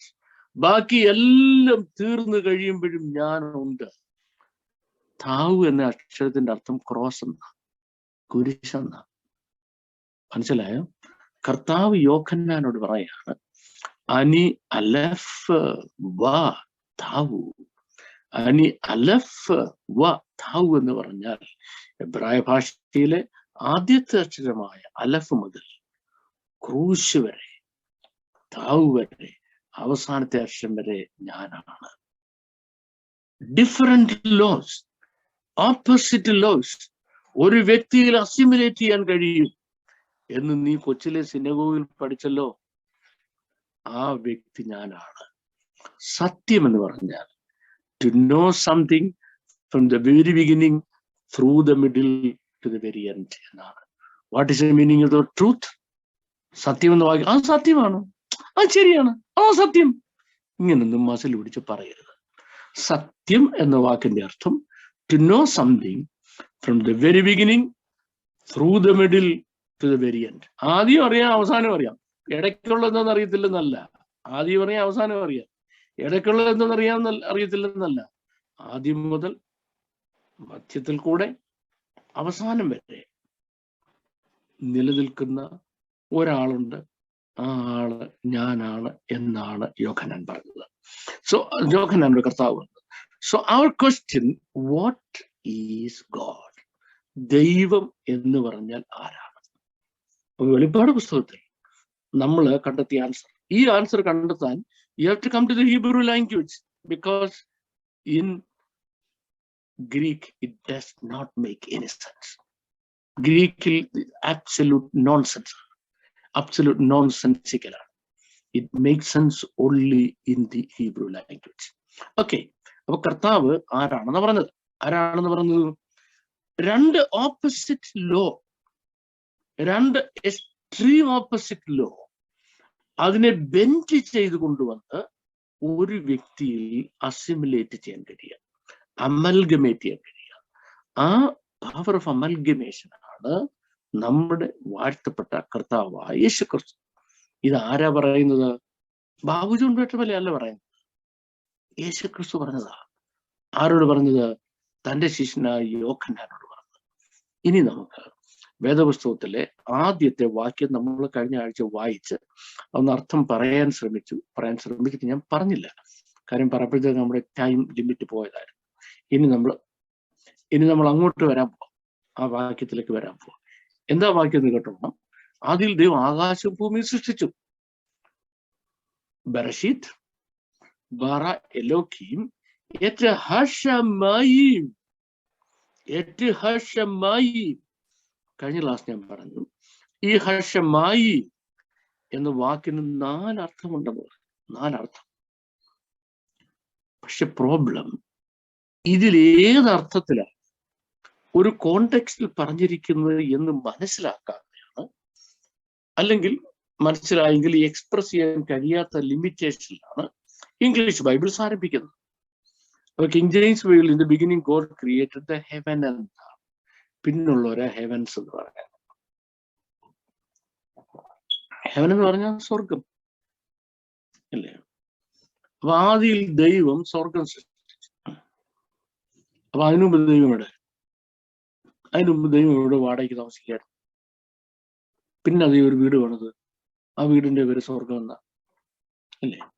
നമുക്കൊരു ഗുണമുണ്ട്, അങ്ങനെ നമ്മളോട് ചോദിക്കാനുള്ള പിള്ളേരാരും നമ്മുടെ ക്ലാസ്സിൽ ഇല്ല, അതുകൊണ്ട് നമ്മൾ രക്ഷപ്പെട്ടു. അങ്ങനെ ചോദിച്ചു പോയെങ്കിലോ അവന്റെ ഗതി ഞാൻ പറയുന്നില്ല. In the beginning God created heaven. അപ്പൊ ആദ്യം ദൈവം സ്വർഗം സൃഷ്ടിച്ചു. ഇവ സ്വർഗം സൃഷ്ടിക്കുന്നതിന് മുമ്പ് ദൈവം എവിടെയായിരുന്നു ദൈവം താമസിച്ചത്? എവിടെ? വാടകയ്ക്ക് താമസിക്കുകയായിരുന്നു. ആയിരുന്നോ? ശ്രദ്ധിച്ചോണം. 4 അർത്ഥം ഞാൻ പറഞ്ഞു. ഹെവൻ എന്ന വാക്കിന്റെ ഒരർത്ഥം നമുക്ക് തുടങ്ങാം. ഫസ്റ്റ് മീനിങ് ഈസ് ഗോഡ്, ദൈവം തന്നെയാണ്. ആദിയിൽ ദൈവം ദൈവത്തെ സൃഷ്ടിച്ചെന്നല്ല. രണ്ടാമത്തെ അർത്ഥം നമ്മൾ പറഞ്ഞ ഹെവൻ എന്ന, ദൈവം ഹെവൻ സൃഷ്ടിച്ചെന്നുമല്ല. മൂന്നാമത്തെ അർത്ഥം ഈ രാഖിയായുണ്ട് നമ്മുടെ ഈ വായുമണ്ഡലം. ആ വായുമണ്ഡലത്തിൽ രാഖിയ എന്ന് പറയും, അതിനെയും ഷെമായും എന്ന് പറയുന്നത്. 4ാമത്തെ അർത്ഥം ഞാൻ പറഞ്ഞ മണ്ഡലങ്ങൾ, ആകാശമണ്ഡലങ്ങൾ, അത് അനന്തിക്കാണ്. ഈ 4 അർത്ഥമുണ്ട്. ഇതിൽ ആകാശവും ഭൂമിയും സൃഷ്ടിച്ചെന്ന് പറയുമ്പോൾ ഇത് എല്ലാ അർത്ഥത്തിനും ഷമായും എന്ന് പറഞ്ഞിട്ടുണ്ട്. അവിടെ ഉദ്ദേശിച്ച ഷമായും എന്ന് പറയുന്നത് ആകാശമണ്ഡലങ്ങളാണ്. അങ്ങനാണെങ്കിൽ എങ്ങനെ മലയാളത്തിൽ ട്രാൻസ്ലേറ്റ് ചെയ്യണമായിരുന്നു? മലയാളം ശരിയാകട്ടോ, എങ്കിൽ ദൈവം ആകാശവും ഭൂമിയും സൃഷ്ടിച്ചെന്നത് ശരിയാണ്. പക്ഷെ ഇംഗ്ലീഷുകാർ എങ്ങനെയാ പറഞ്ഞിരിക്കുന്നത്? ഹെവൻ എന്നാ പറഞ്ഞിരിക്കുന്നത്. അപ്പൊ ഹെവൻസ് എന്ന് പിന്നെ വന്ന ട്രാൻസ്ലേഷൻസ് ഹെവൻസ്. ഇപ്പൊ ഇതിന്റെ ഒക്കെ പ്രോബ്ലം എന്താ അറിയാം? ഇതിന്റെ ഒരു പ്രോബ്ലം ഞാൻ നിങ്ങൾക്ക് പറയാം. കിങ് ജെയിംസ് ബൈബിൾ 1611 പബ്ലിഷ് ചെയ്യുമ്പോൾ, അല്ലെങ്കിൽ 1611 പബ്ലിഷ് ചെയ്യും, 606 എടുത്തുകൂടാ. 606 1606 6 കിങ് ജെയിംസിന്റെ ബൈബിളിന്റെ ട്രാൻസ്ലേഷൻ തുടങ്ങുമ്പം അവരുടെ കയ്യിൽ 6 ഗ്രീക്ക് ബൈബിളുണ്ട്. ഗ്രീക്കിൽ എഴുതിയ 6 ബൈബിളുകളുണ്ട് കേട്ടോ. ഈ ഗ്രീക്കിൽ എഴുതിയ 6 ബൈബിൾ നോക്കുമ്പോഴും ഒന്നിൽ പറഞ്ഞിരിക്കുന്നല്ല മറ്റൊന്നിൽ. ഇതാണ് ഒന്നാമത്തെ ആശയക്കുഴപ്പം. രണ്ടാമത്തെ ആശയക്കുഴപ്പം പറയുന്നത് ചില വർഷങ്ങൾക്ക് ശേഷം, നൂറ്റാണ്ടുകൾക്ക് ശേഷം ഇംഗ്ലീഷിൽ RSV ഉണ്ടായി, റിസീവ്ഡ് സ്റ്റാൻഡേർഡ് വേർഷൻ ഉണ്ടായി. റിസീവ്ഡ് സ്റ്റാൻഡേർഡ് വേർഷൻ ഉണ്ടാകുമ്പോ 2000 ഗ്രീക്ക് ബൈബിളുകളുണ്ട്. 2000 Greek Bibles. 2000 കോപ്പീസ് എന്നല്ല പറഞ്ഞു ഒരേ ബൈബിളിന്റെ 2000 വേർഷൻസ്. കിട്ടിയ കൺഫ്യൂഷൻ, ഇതിൽ ഏതാ ശരി? അത് കഴിഞ്ഞ് നമ്മുടെ NIV ഉണ്ടല്ലോ, നെവർ ഇൻസ്പയർഡ് വേർഷൻ ഞാൻ പറയാറുള്ള ആ സാധനം നമ്മൾ പിള്ളേരെ പഠിപ്പിക്കുന്നത്. NIV ഉണ്ടായപ്പം 5800 ഗ്രീക്ക് ബൈബിൾസ്. ഗ്രീക്കിൽ എഴുതിയ ബൈബിൾ എന്ന് പറയുന്ന 5800 വേർഷൻസ്. 5800 വേർഷൻസ്. ഇനി അതിനൊക്കെ വലിയൊരു കൺഫ്യൂഷൻ ഞാൻ പറയാൻ പോവാം. എന്താണെന്നറിയാമോ? ഈ ബൈബിൾ തമ്മിൽ കമ്പയർ ചെയ്യാം. നമ്മളിപ്പം NIVയും RSVയും NASVയും KJVയും NKJVയും ഒക്കെ തമ്മിൽ കമ്പയർ ചെയ്യും പോലെ ഗ്രീക്കിലെ ഈ 5800 ബൈബിൾസ് തമ്മിൽ കമ്പയർ ചെയ്താൽ 5865 വേരിയൻസ് ആണ് ഒരു ബൈബിളിൽ നിന്ന് വേറൊരു ബൈബിളിലേക്ക്. 5865 വേരിയൻസ് ഒരു ഗ്രീക്ക് ബൈബിളിൽ നിന്ന് വേറൊരു ഗ്രീക്ക് ബൈബിളിലേക്ക്. ഇനി നമ്മൾ റിയൽ പ്രോബ്ലത്തിലേക്ക് നമ്മൾ വരാം. ആ റിയൽ പ്രോബ്ലം ഇതിലേതാ ശരി? ഇതിലേതാ ശരി? ഒരു ഉപദേശകൻ പറയുന്നു അത് ഗ്രീക്ക് ബൈബിളിൽ പറഞ്ഞിരിക്കുന്നത് സമ്മതിച്ചു. ഏത് ഗ്രീക്ക് ബൈബിളിൽ? പാസ്റ്റർ, ഏത് ഗ്രീക്ക് ബൈബിൾ പറഞ്ഞാലും നിങ്ങൾ ഈ പറയുന്നത്? നിങ്ങൾ ഈ പറഞ്ഞിരിക്കുന്ന ഇതേ കാര്യം വേറൊരു ഗ്രീക്ക് ബൈബിളിൽ ഇങ്ങനെ അല്ല പറഞ്ഞിരിക്കുന്നത്.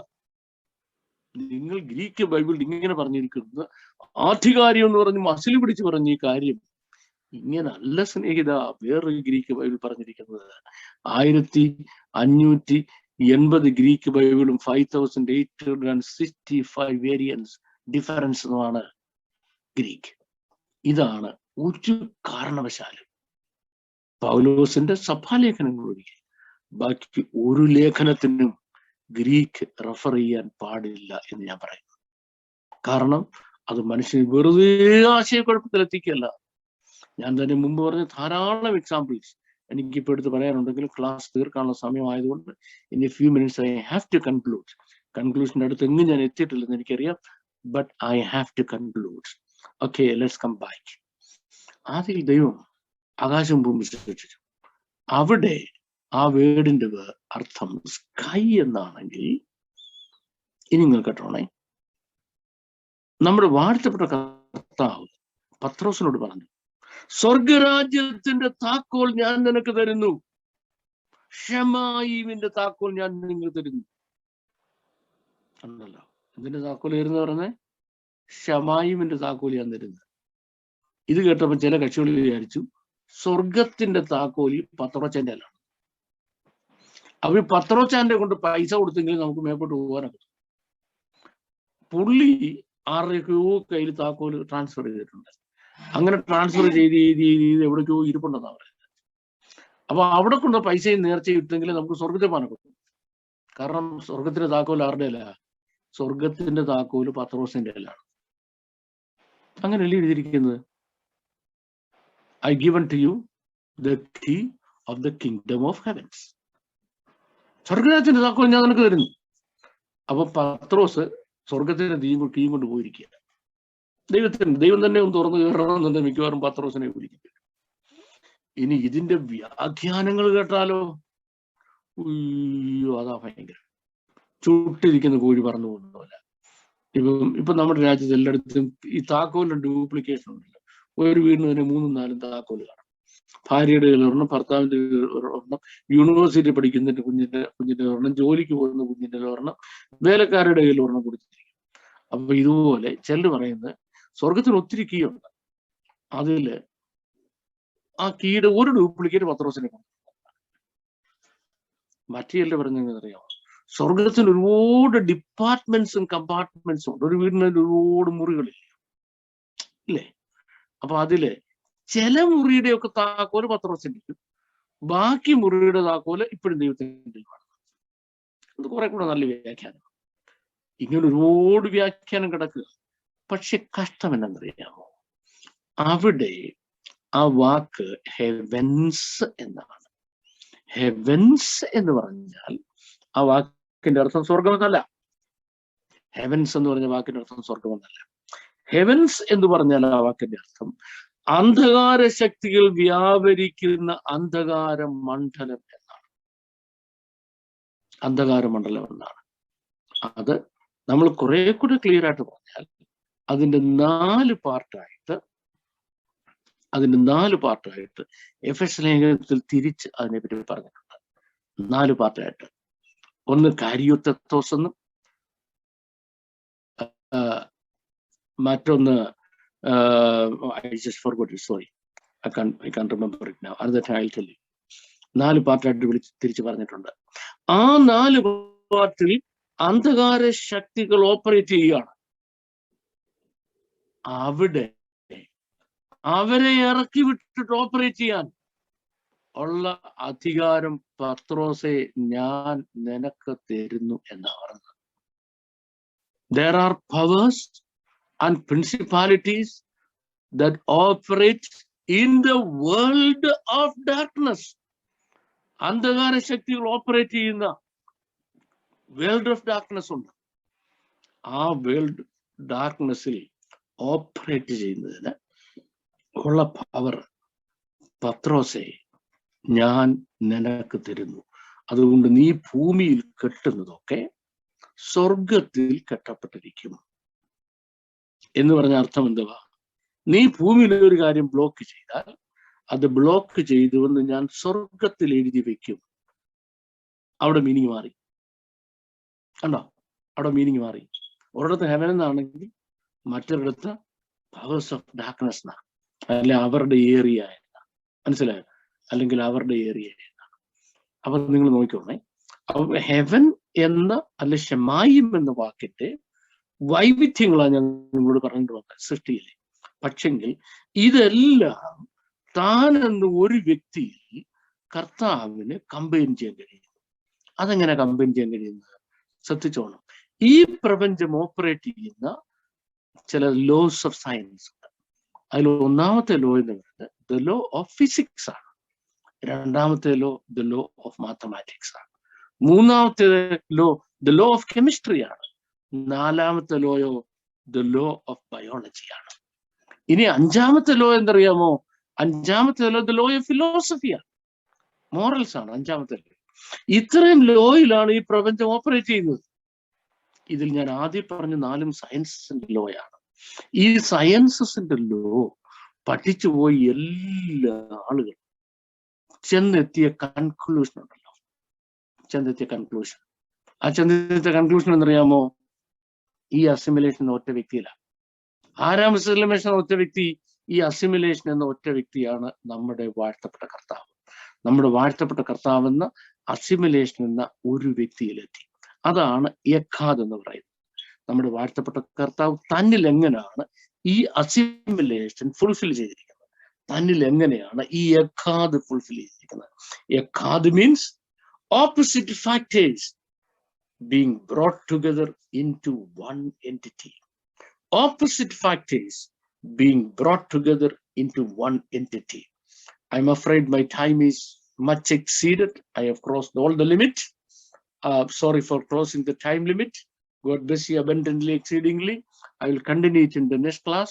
Looking forward to seeing you. God bless you. Thank you all very much.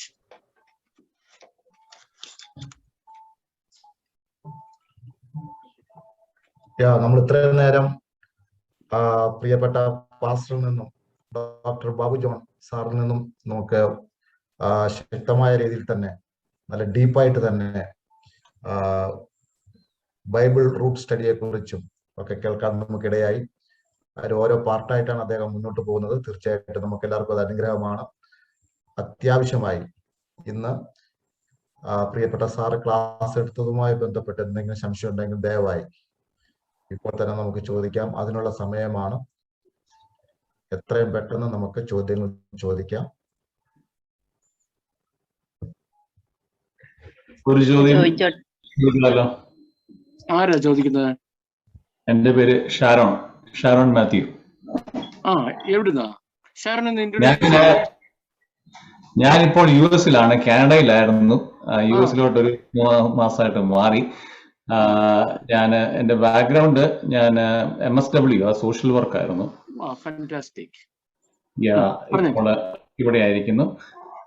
സാറിന്റെ എനിക്കൊരു ചോദ്യം ഉള്ളത്, നമ്മൾ 2 ക്ലാസ്സും കാരണം കഴിഞ്ഞ ആഴ്ച ചോദിക്കാൻ വേണ്ടിയിരുന്നത്, പക്ഷെ അത് സമയം ലഭിച്ചില്ല. നമ്മള് എക്കാദ് എന്ന് പറഞ്ഞ ടോപ്പിക്ക് തുടങ്ങിയപ്പോഴത്തേക്കിനും സാറ് പറഞ്ഞായിരുന്നു God is 3 personality in 1 entity എന്ന് പറഞ്ഞായിരുന്നു.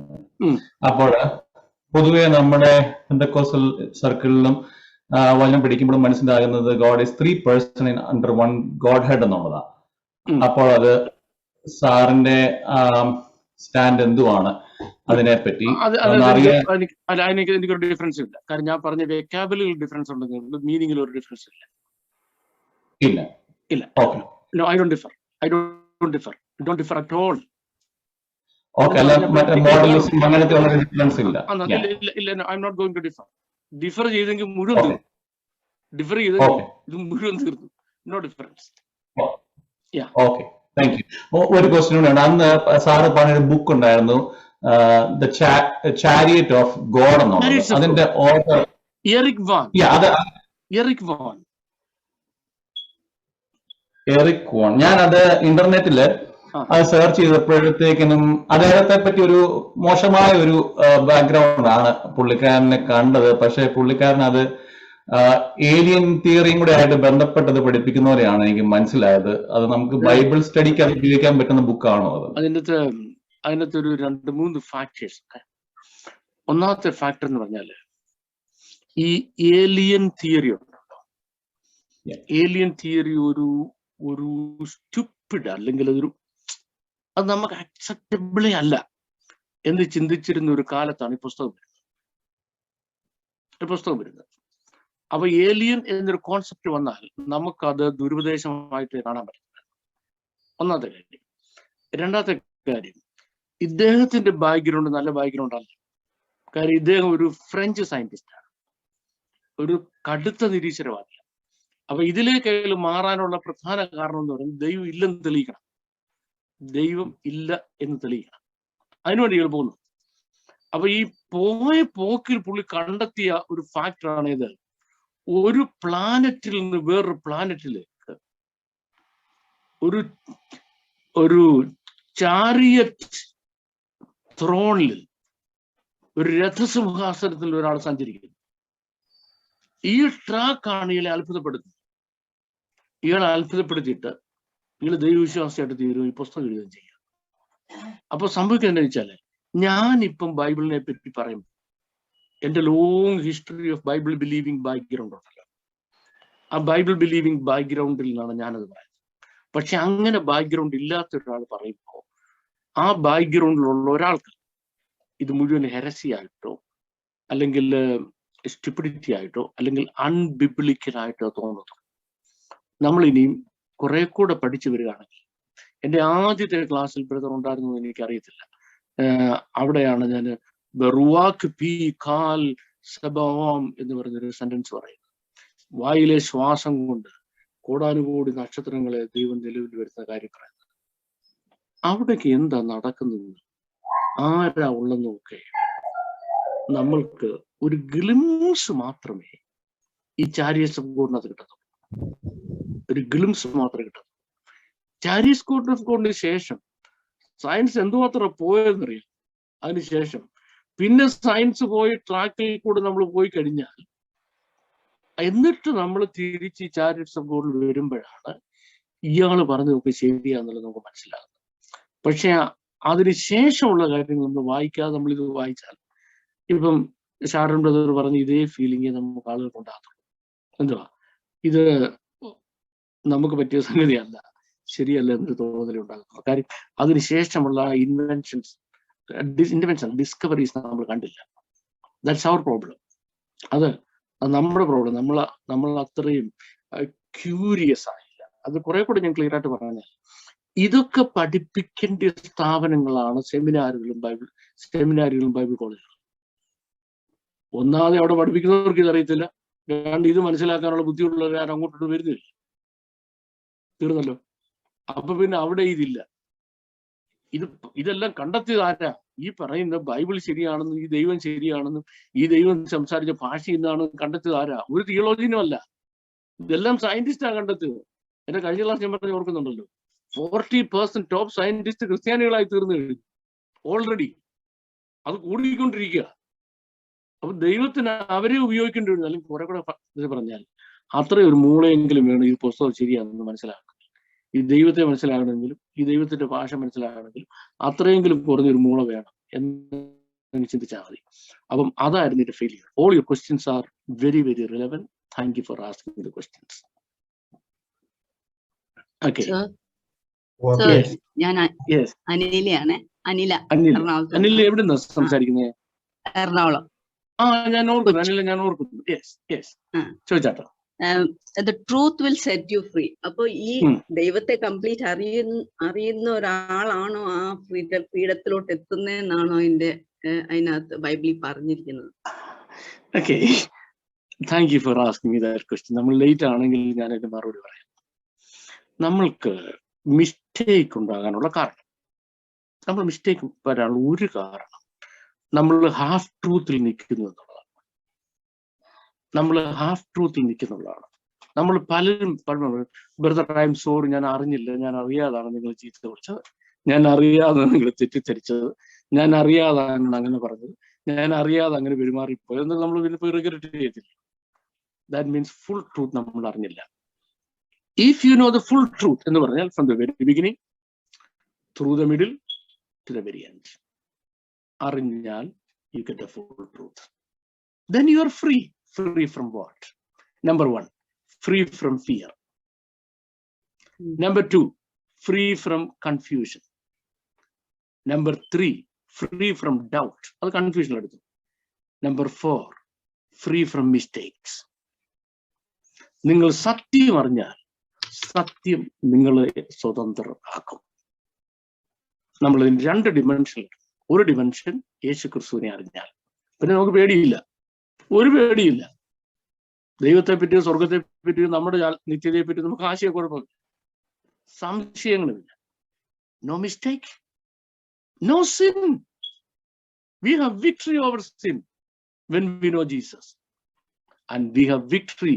Life become 100% victorious when we know the truth.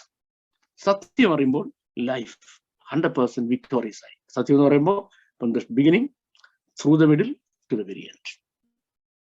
Am I clear? Yes. Yes, sir. Thank you. One more question, sir. Yes.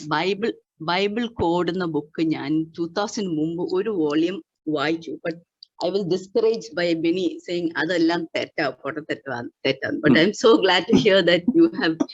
അത് എന്നാന്ന് വെച്ചാൽ first class when I attended yours, I wanted to ask you about this book. അപ്പൊ പിന്നെ ഞാൻ വിചാരിച്ചു എന്റെ ദൈവം എല്ലാവരും ഇങ്ങനെ ഓരോന്ന് പറയുവാണ്. അതിനകത്ത് ഞാൻ വായിച്ച ഇതിനകത്ത് ഇന്ദിരാഗാന്ധിയുടെ ഡെത്ത് ആണ് എക്സ്പ്ലെയിൻ ചെയ്തത്, that she would be shot dead എന്ന്. അത് സാർ വായിച്ചിട്ടുണ്ടോ ആ വോളിയം? പിന്നെ അതിനകത്ത് അവര് പറഞ്ഞത് everything that is going to happen or ever happened in this world can be explained by looking into the Bible. With this, when you learn Hebrew, and Hebrew എഴുതിയിട്ടുണ്ടായിരുന്നു, പല വിധത്തില് റീഡ് ചെയ്യണം എന്നൊക്കെ പറഞ്ഞിട്ടാണ് explain. But since I was so unaware of Hebrew that time, അപ്പൊ എനിക്കതൊന്നും മനസ്സിലാവുന്നില്ലായിരുന്നു. And then ഓരോരുത്തർ പറഞ്ഞു ഇതൊക്കെ ചുമ്മാ പൊട്ടത്തരം, അതൊന്നും വായിക്കണ്ട എന്ന് പറഞ്ഞ് ഡിസ്കറേജ് ചെയ്തു. But then I'm so happy that I'm able to, I mean, that there is something in that book.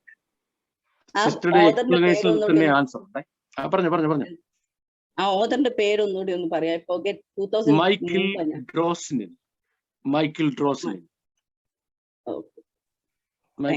എന്റെ കയ്യിൽ ഇരിപ്പുണ്ട് ആ പുസ്തകം, പക്ഷെ ഇപ്പൊ എനിക്കടുത്ത് കാണിക്കാൻ പറ്റും. അപ്പം കേട്ടോണേ. ആ ആളുകൾ അങ്ങനെ സിസ്റ്ററോട് പറയാനുള്ള കാരണം സിസ്റ്ററിന്റെ എക്സ്പ്ലനേഷൻ തന്നെ വേണം. ഒന്നാമത്തെ കാര്യം, ഇവർക്ക് ആർക്കും ഹീബ്രു വായിക്കാൻ അറിയത്തില്ല. സമ്മതിച്ചല്ലോ, വായിക്കാൻ അറിയത്തില്ല. രണ്ടാമത്തെ കാരണം, ഈ മാത്തമാറ്റിക്സും ലാംഗ്വേജും കൂടെ എങ്ങനെയാണ് അസിമുലേറ്റ് ചെയ്യുന്നത് അതും അറിയത്തില്ല. അപ്പൊ നമുക്കറിയാൻ വയ്യാത്തതെല്ലാം മണ്ടത്തരം, നമുക്കറിയാവുന്നതെല്ലാം ശരി. മനസ്സിലായി? അറിയാൻ വയ്യാത്തതെല്ലാം മണ്ടത്തരം, അബദ്ധം, തെറ്റ്. നമുക്കറിയാവുന്നതെല്ലാമോ ശരി. ഇതാണ് നമ്മൾ ജീവിക്കുന്ന കൂപമണ്ഡൂപങ്ങളുടെ ലോകം എന്ന് പറഞ്ഞാൽ. അത് ഇച്ചിരി കൂടിപ്പോയി, പക്ഷെ അതാ സത്യം. പാവം എന്താണെന്നറിയാമോ? നമുക്കറിയാൻ വയ്യാത്ത ഒന്നുമില്ല. നമുക്കറിയാൻ വയ്യാത്ത ഒന്നുമില്ല. ഏൻഷ്യൻ ഹീബ്രു അല്ലെ, ഹീബ്രു ആൽഫബറ്റ്, അതിനകത്ത് ഏൻഷ്യൻ ഹീബ്രുവിൽ പോകണം. അത് ഹീബ്രു എടുത്തു വെച്ചിട്ട്, ഹീബ്രു ബൈബിൾ എടുത്തു വെച്ചിട്ട് ഈ മാത്തമാറ്റിക്സിന്റെ ലോ എങ്ങനെയാണ് ഈ ലാംഗ്വേജ് ലോയിൽ അസിമുലേറ്റ് ചെയ്യുന്നത് എന്നുള്ളതൊന്ന് പറഞ്ഞു കേൾപ്പിച്ചേ ഈ പറയുന്ന ആളോട്. എന്നിട്ട് പറയണം ഇന്ന ലോ തെറ്റി, മാത്തമാറ്റിക്സിന്റെ ഇന്ന ലോ അവിടെ തെറ്റി, ലാംഗ്വേജിന്റെ ഇന്ന ലോ അവിടെ തെറ്റി എന്ന് പറയണം. ആര് പറയണം? പഠിച്ച ഒരാൾ പറയണം. ആര് പറയരുത്? പഠിച്ചിട്ടില്ലാത്ത ആള് ദയവായി പറയരുത്.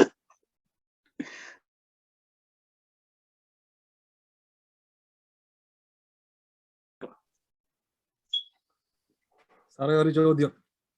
ആ, പീറ്റർ ചാക്കോ, ഡൽഹിയിൽ നിന്ന്. ആ, യോഹന്നാൻ ചെറുപ്പം മുതലേ ഹീബ്രു അക്ഷരങ്ങൾ പഠിച്ച് ഭാഷ സംസാരിക്കുന്ന ആള്.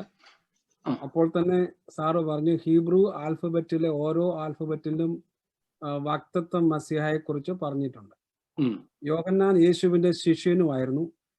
അങ്ങനെയെങ്കിൽ യോഹന്നാന് വാക്തത്വം മസിഹ എന്നറിയാമായിരുന്നപ്പോൾ യേശു എന്തുകൊണ്ടാണ് വെളിപ്പാട് പുസ്തകത്തിൽ യോഹന്നാനോട് പറയുന്നത് ഞാനാണ് ആ വാക്തത്വം മസിഹ എന്ന്? ആ വാഗ്ദത്ത മശിഹ താനാണെന്ന് യോഹന്നാന് നല്ലവണ്ണം അറിയാമായിരുന്നു. അതിനു മുമ്പേ അറിയാമായിരുന്നു. ഇപ്പം അതുവരെ കണ്ടിട്ടില്ലാത്ത വേറെ അപ്പിയറൻസിലാണ് വരുന്നത്. മനസ്സിലായി?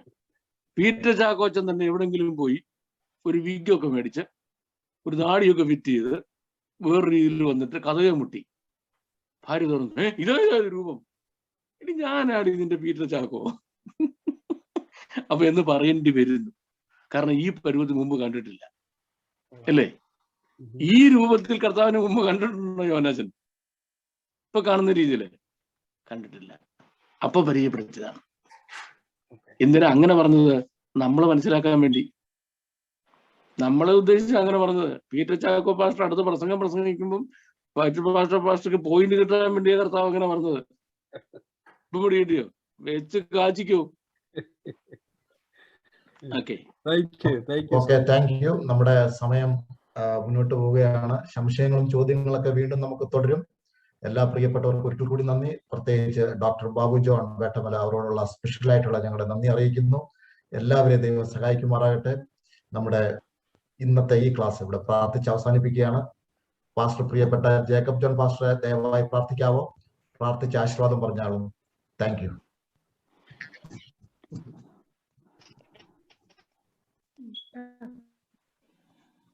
പരിശുദ്ധ പിതാവേ, സ്തോത്രം സ്തോത്രം സ്തോത്രം. ഹല്ലേലൂയ.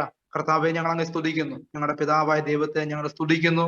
കർത്താവായ യേശുക്രിസ്തുവിനെ ഞങ്ങൾ സ്തുതിക്കുന്നു. പരിശുദ്ധമാവിനെ സ്തുതിക്കുന്നു. പരിശുദ്ധനായ ദൈവമേ, നല്ല പിതാവേ, ഇന്ന് രാത്രികാലം കർത്താവെ അവിടുത്തെ ദാസനിലൂടെ മഹത്തരമായ കർത്താവെ ശുശ്രൂഷ ഞങ്ങൾക്ക് ഏവർക്കും അനുഭവിക്കുവാൻ തക്കവണ്ണം ദൈവമായ കർത്താവ് ഒരുക്കിയിരിക്കുന്ന മഹാഭാഗ്യത്തെ ഓർത്ത് കർത്താവിനെ സ്തുതിക്കുന്നു. അവിടുത്തെ ദാസന് ശാരീരികമായ ഒരുപാട് ബലഹീനതകൾ കർത്താവെ ഉണ്ടുവെങ്കിലും അവിടുത്തെ വാഗ്ദത്തപ്രകാരം കർത്താവെ അവിടുന്ന് അനുഗ്രഹിച്ചിരിക്കുന്ന ആ മഹാകൃപയാൽ ഞങ്ങൾക്ക് അവിടുത്തെ ദാസനിലൂടെ അവിടുത്തെ ശ്രേഷ്ഠമായ വിശുദ്ധ തിരുവെടുത്ത് പഠിക്കുവാനും മനസ്സിലാക്കുവാനും കർത്താവെ അവിടുത്തെ സഹായിക്കുന്ന കൃപയ്ക്ക് സ്തോത്രം. വിശേഷാൽ അവിടുത്തെ ദാസനെ ശക്തമായി കർത്താവ് അനുഗ്രഹിക്കണം. കർത്താവെ ചികിത്സയെല്ലാം കർത്താവെ അത് അനുഗ്രഹമായി തീരുവാൻ കർത്താവ് സഹായിക്കണമെന്ന് പ്രാർത്ഥിക്കുന്നു. ആരോഗ്യവും ബലവും കർത്താവ് നൽകണമേ. ക്ഷീണവും വേദന കർത്താവെ ഉണ്ടുവെങ്കിലും അവനെല്ലാം ആശ്വാസം കർത്താവ് നൽകണമെന്ന് പ്രാർത്ഥിക്കുന്നു.